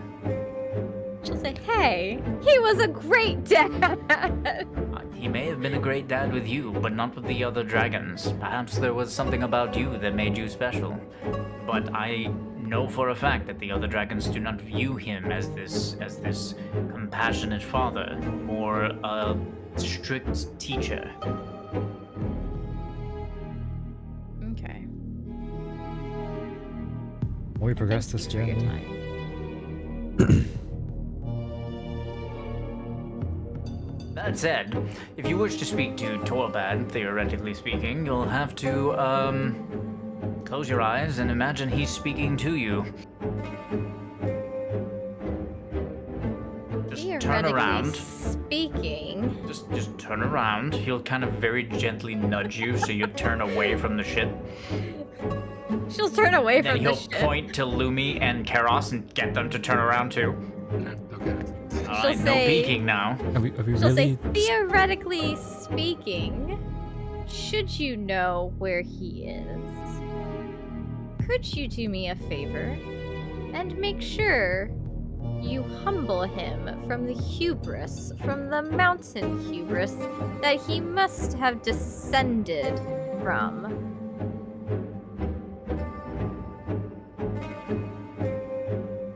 Go on. That's all I'm asking. Oh, Can you okay. just, you know? Now that you look at it, when he holstered the Betelgeuse and it powered something in his suit, those looked a lot like Lunarian runes. Balthier will turn away for a minute, and then he'll turn on like a switch on the bottom of the straw. And as he turns on a switch on the bottom of the straw, you guys will hear a voice just screaming for help. Help! Get me out of this thing, you crazy pirate! So you can run back to your former employer. I believe he's on the hunt for you. Employer, the company was mine. I don't think that's what's Did being you said hire him now. to kidnap me? No.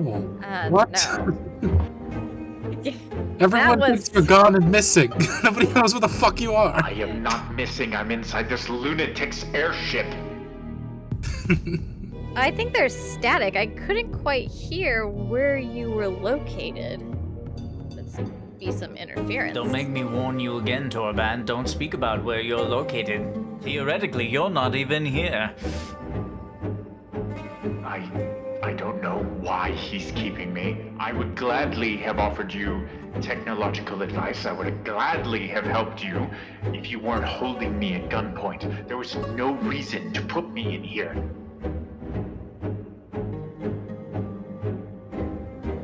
Balthier will just kind of smile at all of you as he kind of walks out in front of you guys, aiming away from the straw. Theoretically, it's quite possible that I was paid by somebody to annihilate him, and I took the money and I didn't annihilate him. Whoops. She'll say, theoretically, does this person own a company or a business? Technically not. However, the person that hired me is someone who knows this person and wanted to give him plausible deniability. Yes. So, I was hired by someone who works for someone who owns a company and has very bad hair. I knew it. That said, I took the money and I did not annihilate him. And then he'll kind of yell at the ship, "You're welcome, by the way." Now, Warriors of Light, ask your questions, theoretically, to the magical voice on my intercom.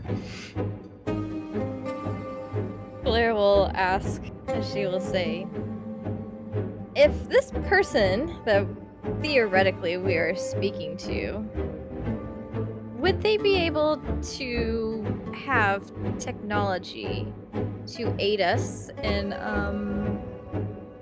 dispelling illusions? Dispelling illusions are... I mean, theoretically, if I used... There are a few Lunarian runes that I could etch into goggles or something. It'd be difficult to power them, though. They'd need to be powered by a significant source of power, like a Fabula Nova crystal. So theoretically, it would only work for those Warriors of Light that are carrying a crystal. Or some other significant source of power. I could craft a few of them. I think I have the materials, maybe 2. Blair will hold out her hand to her brother and do like a give me motion. Give you what? Your crystal. He's not asking for the crystal. He's saying that he could make goggles that we could put on that would need to be powered by the crystal. Yes. And I will be fighting outside, brother, where she may possibly be, depending on how much research you do. And it's seen as how my crystal was given over presently. Unless she Balthier is will smile in. sheepishly. Unless she is inside the sea pancake. Which in case You and Lumi will need it. Mm-hmm. But I do think that would be a good idea for Goggles, but that person, as we all know, will be targeted by her. So they should be very much protected. Yeah, I see. I mean, yeah, sure, that's important. I think we need it, though, to crack the tree. So, What tree? Primordials have trees that make up their faith circle, in a way. And Like Could a you be telling that I'm to going- the one who was... faith I need him tree? to confirm that we can make plans work, so I'm going to tell him these Why plans. would it take the form of a tree? That's so strange. Oh. Is it Yggdrasil? Maybe. That makes sense, considering the Lunarians. That is curious indeed. And you're saying you want to what? So, if we are to damage his faith tree,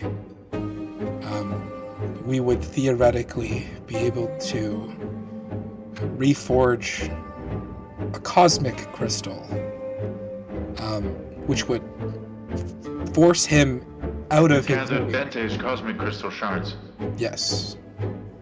Okay. And you want to tip the balance. You want to Exactly. wrest control of the cosmos away from the primordial so that you can forge the crystal. Yeah, it would cause him to lose dominion, and then he You would need whoever's forging the crystal to be exceptionally powerful. Exceptionally powerful. I'm talking very, like, nothing we've ever seen before. It is possible, however, as long as, well, I could craft some Lunarian regulators. It would allow them to channel the requisite power they need without being completely consumed. But you'd need at least 4 crystals powering the person forging. Okay. Definitely possible, though. Especially if it's some sort of mage, a tetra-aligned mage that is already tempered to the elements that he's using, or that she's using. For example, an elementalist would be able to do it with the elements that elementalists usually channel. Something of that regard. But it's definitely possible. With 4 crystals. So What? we need Jekyll, then. Because he's a Black mage would be fire, lightning, ice, water. If they have any kind of other means of channeling, perhaps an Eidolon. Yeah, I'd say a black mage could do it. An elementalist could do it. Maybe Jerry. I guess we could pick up Jerry, maybe. Whoever you think is more powerful among the two. It's probably Jekyll. Jekyll might be indisposed though, but he doesn't have the water crystal. You said we needed 4 of them? You need 4 crystals at least. See, the thing is that the only way you channel enough power into that tree will be to wrestle maybe 1, 2, 3, up to 5% of the power from it. That means whatever crystal you're forging needs to be able to wrest the entirety of the theme or the representation away from the entity using only 1 to 5% of the power of that representation. It means it will require a lot of power. What if we were to use, oh, I don't know, the equivalent of the Nova Stream focus through a singular crystal? Or 2? There's no need to focus it through a crystal. The Nova Stream is neutral. True neutrality means there need not be a crystal in the equation. Now we figured light or fire versus the cosmos would work, but if neutral works then. Light or fire versus... No, you're reforging. You're not trying to damage the crystal. I'll damage the tree. If you're using light or fire, then you should be using it on this tree you're talking about. You shouldn't be using it to forge the crystal. You'll only damage the cosmic shards. Right, we were on mixed signals. Never mind. Okay, so we need 4 crystals.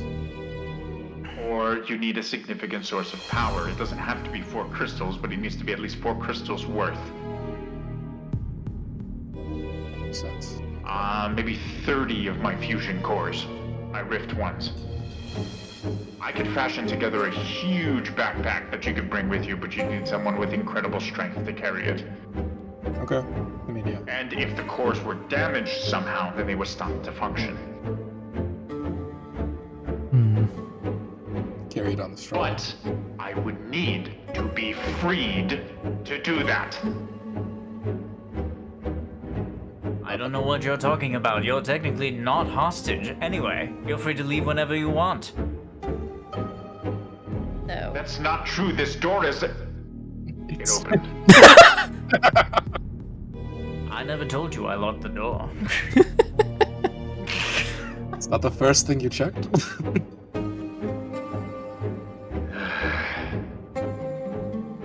You'll hear a door open up, and and he'll just kind of very slowly walk out of the straw, walk past Gobranth in the ship, and then walk past Balthier out of it.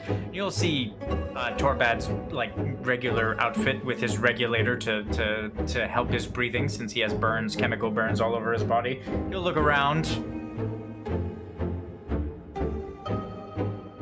I need a lift back.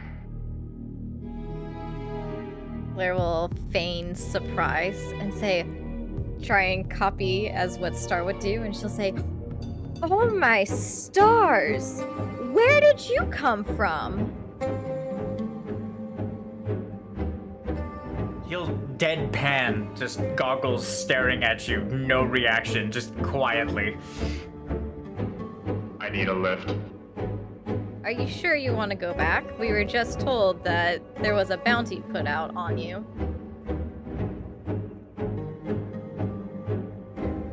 Balthier will walk up to Torbad and hand him a recording sphere.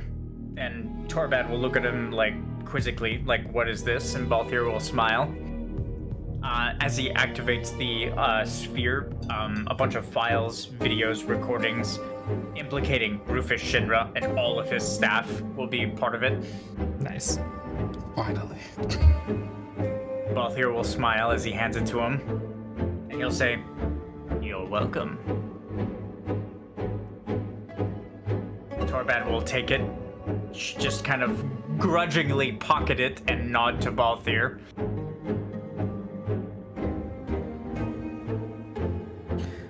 Once there's no one left to pay the bounty, it should go away, considering every single one of them is going to be locked away in the deepest, darkest, deep ground facility for the rest of their days. But I do need a lift. In exchange, I'll make you the fusion cores and the goggles free of charge.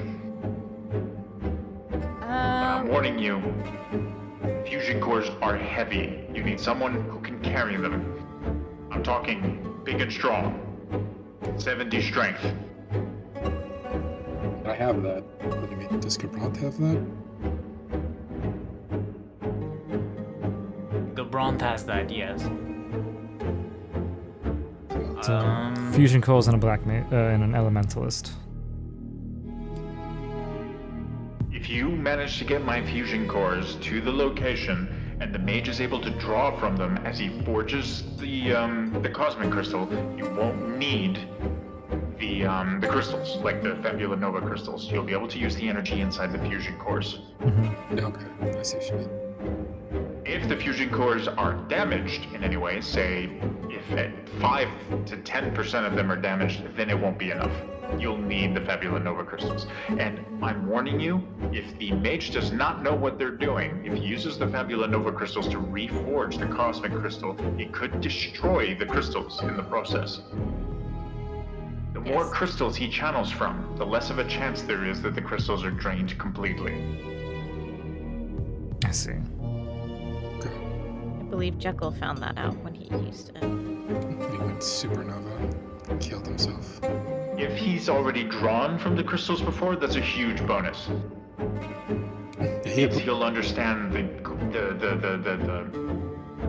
force, the power that he's wielding. He'll have some understanding of it. If you make a mage do this that's never done this before, it's going to be difficult for them to know what it feels like until they are actually doing it.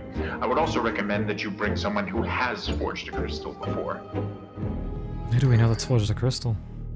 Other than Caldus. In my time, Caldus. Caldus forged a crystal at the end of the Imperial War, or you can bring the Primordial, the magic Primordial. Oh, If you can convince her to go back in there. fair point. I'm gonna ask her. Caldus is unfortunately indisposed as of right now. All right, I need a lift. I have one more question, Torbad. So sorry to keep you from your blessed freedom. He'll Those turn to who you. those who are going inside Sea Pancake, they're not going. Our link pearls will not work. Is there any ruins, Lunarian ruins, that you know of that could make it so our communication can stay open?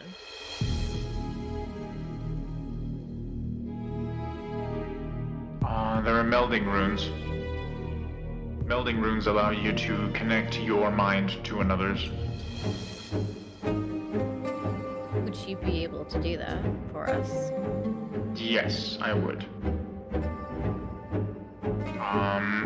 With the materials I currently have, I can fashion 2 communicators. I can put them in your communicators if you want. That said, no.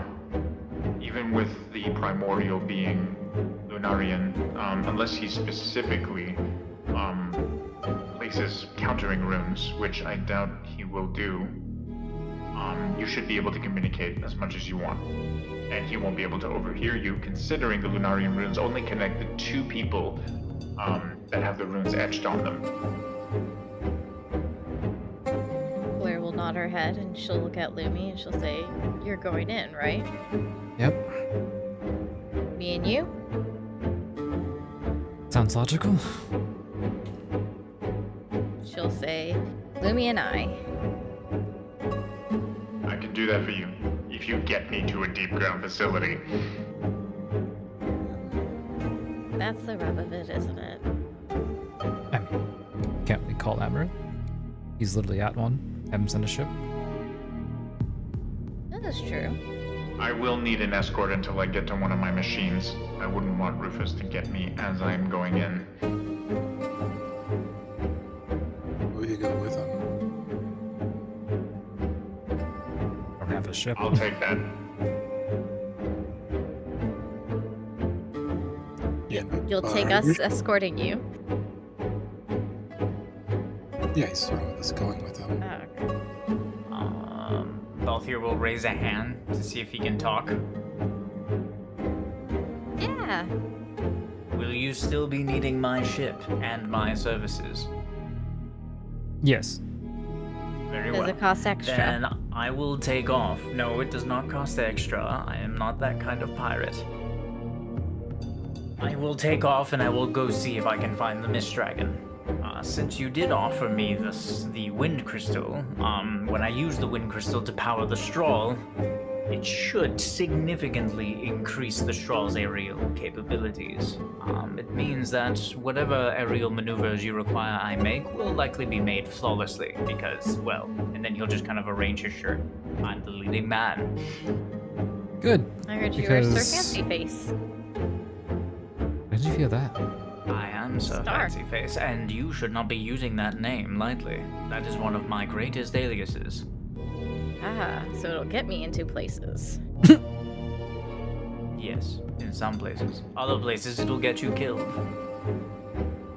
Noted. He'll Anyways. turn and start walking into his ship.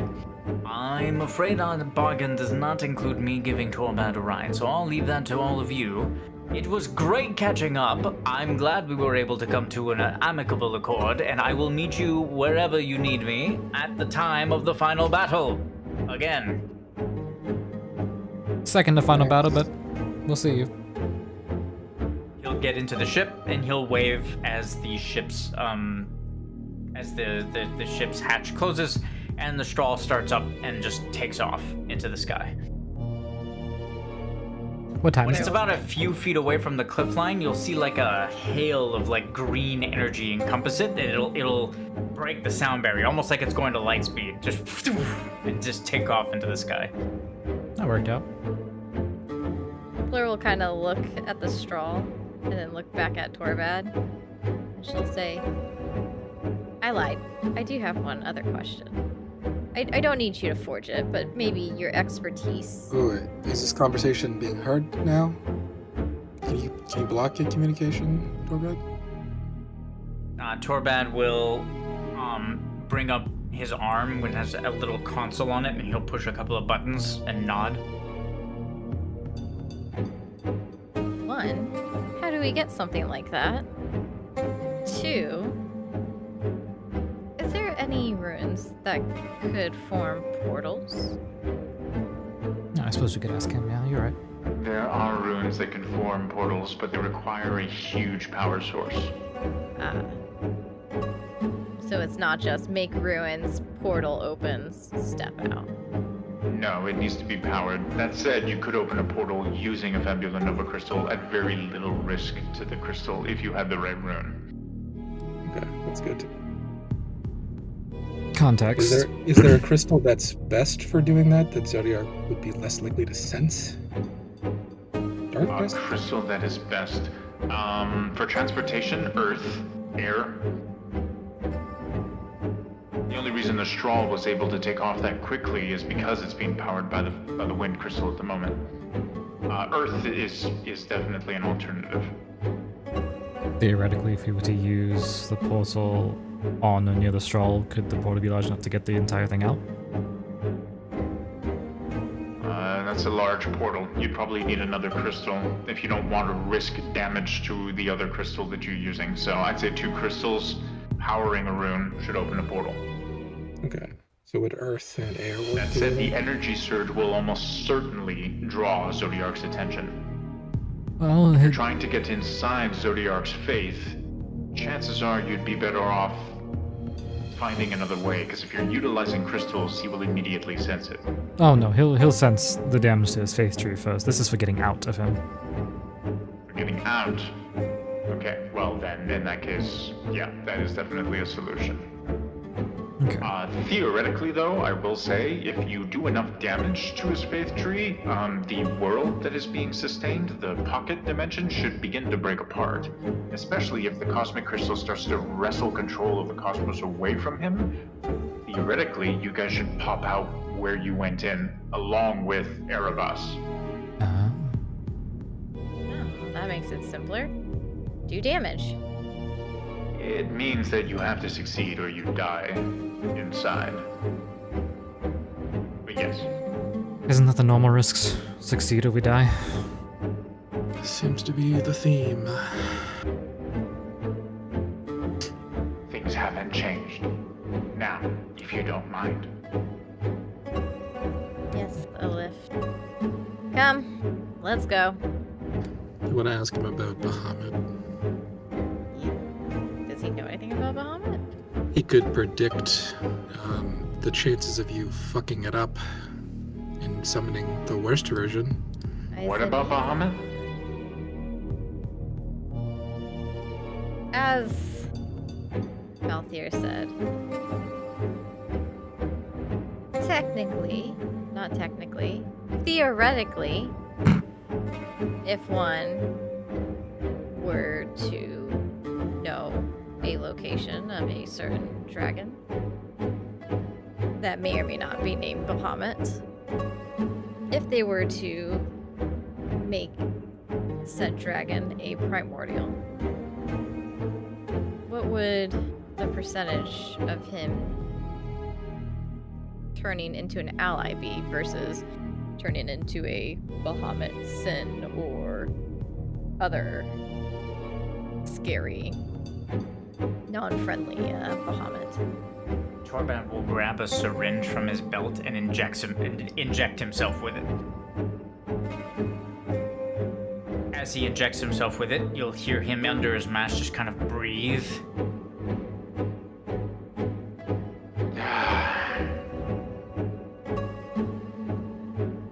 So this is something I do know about. Before Bahamut was destroyed, when Nova was being recreated, Deep Ground was on the Crescent Isle fighting and suppressing Bahamut. When he was...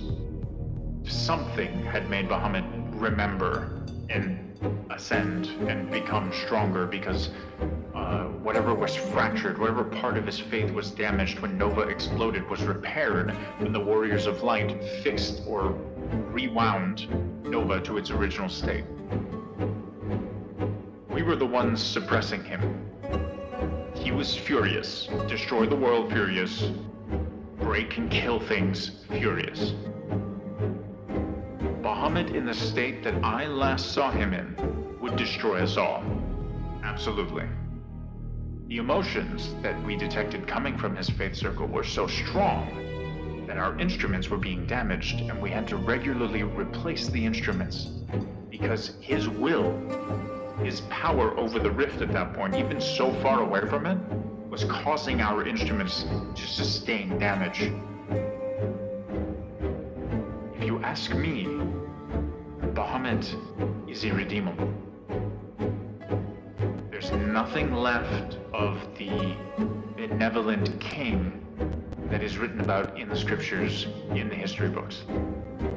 The last time Bahamut was conscious and remembered everything, he was a feral wild dragon, a beast. And if he is returned to anything resembling that, he will kill Zodiark. I have no doubt of that.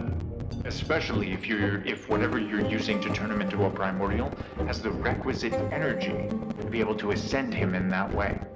Because I've been doing research on Lunarian rituals, and the amount of things that they needed to do to ascend someone to become a primordial is inconceivable.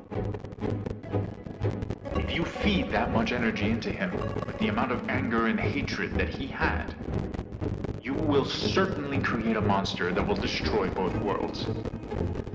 He will, I have no doubt, be able to destroy Zodiark. And he will, I have no doubt, be much stronger than Zodiark. Whereas Zodiark represents the cosmos, our last readings of Bahamut that we could tell, his faith was aligning more to the abstract concept of vengeance and vindication. If you create a primordial of vengeance, the world will end.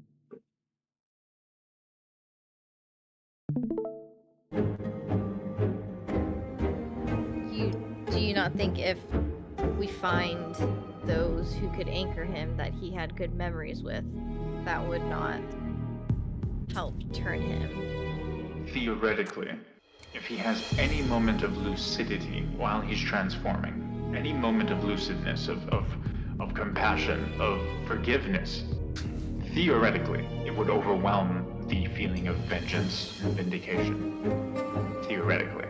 If you can get that spark to occur during the transformation, it may cause a chain reaction and alter what he turns into. It may, if the feeling is strong enough. You would have to introduce it as it was occurring, however. You wouldn't be able to do it before or after. It would literally have to be in the middle of the faith forming, or faith tree, I guess, in this case, if it's absolutely becoming a primordial that you're talking about. Yes, it's theoretically possible, but you'd have to trigger the emotion. You'd have to be certain that the emotion triggers. Otherwise, you're trading one end of the world for another, a more violent one. Zodiark is destroying us, yes. He is consuming us in a cold and calculating manner like the cosmos. Bahamut encompassing the idea of vengeance, it would be a much more fiery end. Much more direct, much more destructive. Much less subtle. More and more it seems like if we pursue this plan with Bahamut, we need Nidhogg. He's the only one who's been a common factor that would ground him the way you want. Even Nidhogg's presence would not be enough. You don't think so? Nidhogg would have to speak to him. to Oh. reach out to him, Yes, of course. When he was To transforming. get through to him, to trigger some sort of emotional response. Otherwise, the only emotion he'd feel is vengeance. And when our readings were reading him when he was just mythical, when he's just ascended because of the memory restoration of Nova's restoration, it was enough to be extremely dangerous.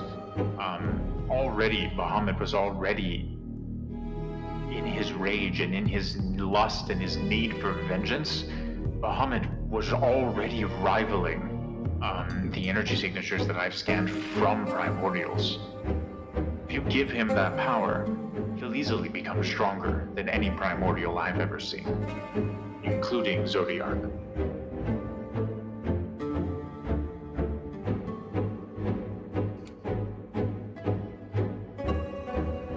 What are the chances of trying to convince him otherwise? Like trying to fix the problem?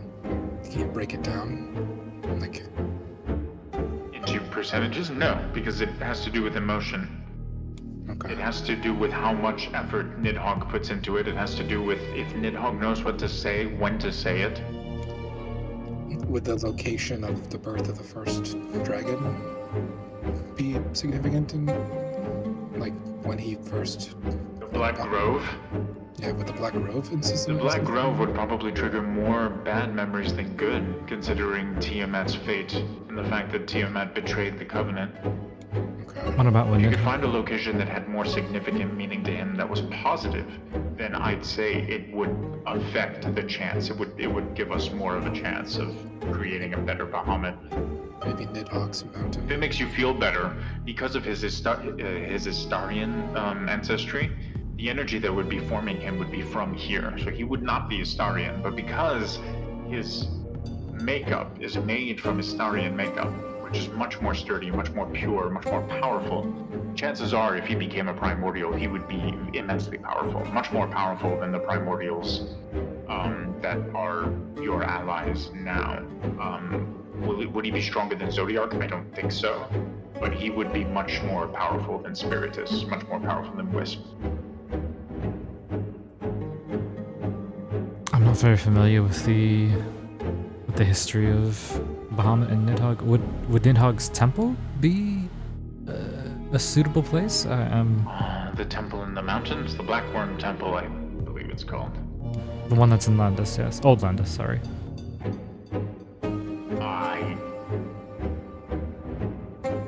I don't know.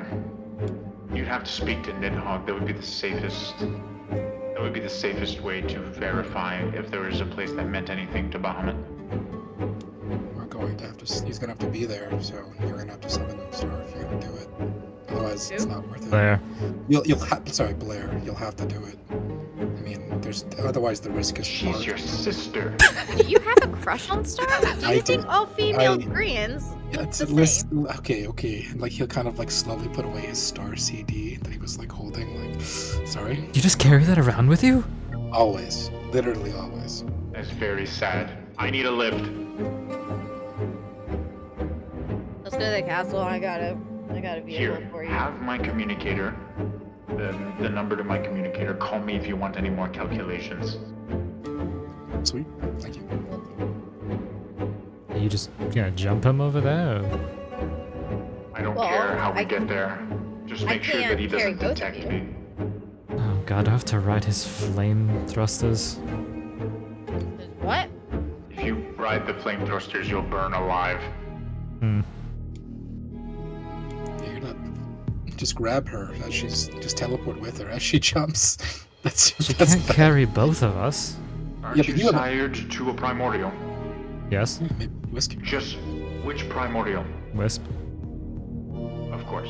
You're sire to the primordial, the planet we're on, and you don't know how to just teleport I yourself. don't like using that power for that. It's a trickle of energy. You will appear there before any of us. Hell, if you use it, you could easily transport all of us without expending any of Wisp and his power. Yeah. Very that's- well. Hold This is hands. his planet. The fate of the world is in these hands, really? Where do you want to go? Back in my Power day, up. warriors of light knew what the fuck they were talking about. Where do you want to go? I don't think they did. Back in your day, everyone was reckless. We're still reckless. Just take him to the deep ground Honestly, if facility. you use Channel where- Life, you can use tendrils of the life stream to very easily deconstruct everyone and reconstruct them elsewhere. Okay. Yeah, just take him to the... Where do you wanna lift to? He Deep needs ground the deep facility. ground. Which one? Which facility? What's that? You just Ground said Facility Eddie. 7. It's the safest Oh. one if Amarid is there. Okay. And I've been there before. That works. Or not 7, 9. 9. Retconning that he said 9. Okay. So you'll transport him to 9 to Amarid and then the rest of you back to Cornelia? Yep. Okay. Yep. It's successful. Torbat appears next to Amarid, who just kind of blinks like, what? And then the rest of you just kind of appear in Castle Cornelia. I'm gonna end it there for now. Okay. I know you guys probably have other stuff to do. Yeah, We've been but going for a it's while. yeah. Yeah. So, just in the interest of like writing a recap that's not a mile long and giving you guys a break, and we can do it again this weekend if you guys are free at some point. I don't mind. Yeah. Since we're not sessioning this weekend, I don't care. So tomorrow, the next day, yeah, Yeah. it doesn't bother me. Uh, So, but you've Dred done a lot. has surgery at 10 a.m. Or he has to be there at 10 a.m. So I need to get a early night on Sunday. You guys can write up a recap, or one of you can write a recap and then have everyone discuss it, and then you might be able to decide on a different course of action moving forward, or like maybe alter what you're doing somehow. Mhm. But it's a good thing for us to cut it in half so that there's room for like an adjustment if need be. And I'm not just talking about Bahamut, I'm talking about everything here. 'Cause Yeah. You guys have a lot more information than you had, so it's a good thing to kind of share that with everyone. So I'm gonna end it here. I'm gonna give you guys Yeah, your that's fine. rewards. You can send me your votes for MVP though. I will give an MVP reward too. So just do that. That man. It's easy.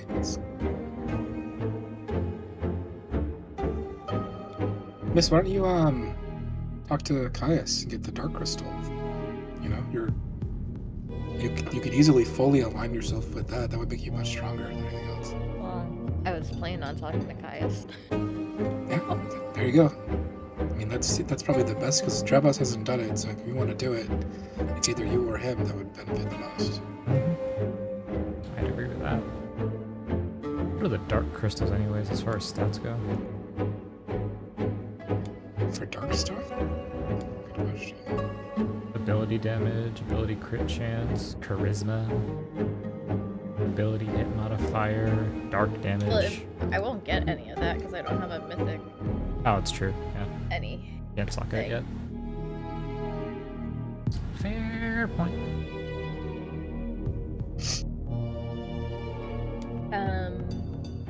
I have a question though. So Tsukiyomi is the moon, but does she give off like cosmic kind of radiation? Because the moon is in space. No. Water. No, Oh, she's aligned to water. Yeah, Poop. Why? she doesn't Water. control water, but her element is aligned to water. I need cosmic essences. For what? Well, I want to put a thingy on my stuff. Ooh, I need water essences. Fuck yeah.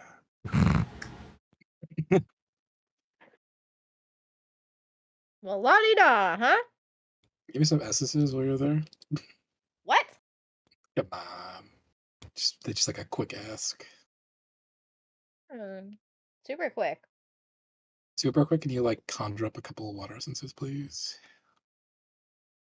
Or 5. I need vigilance put on my stuff. This is really good for tanks.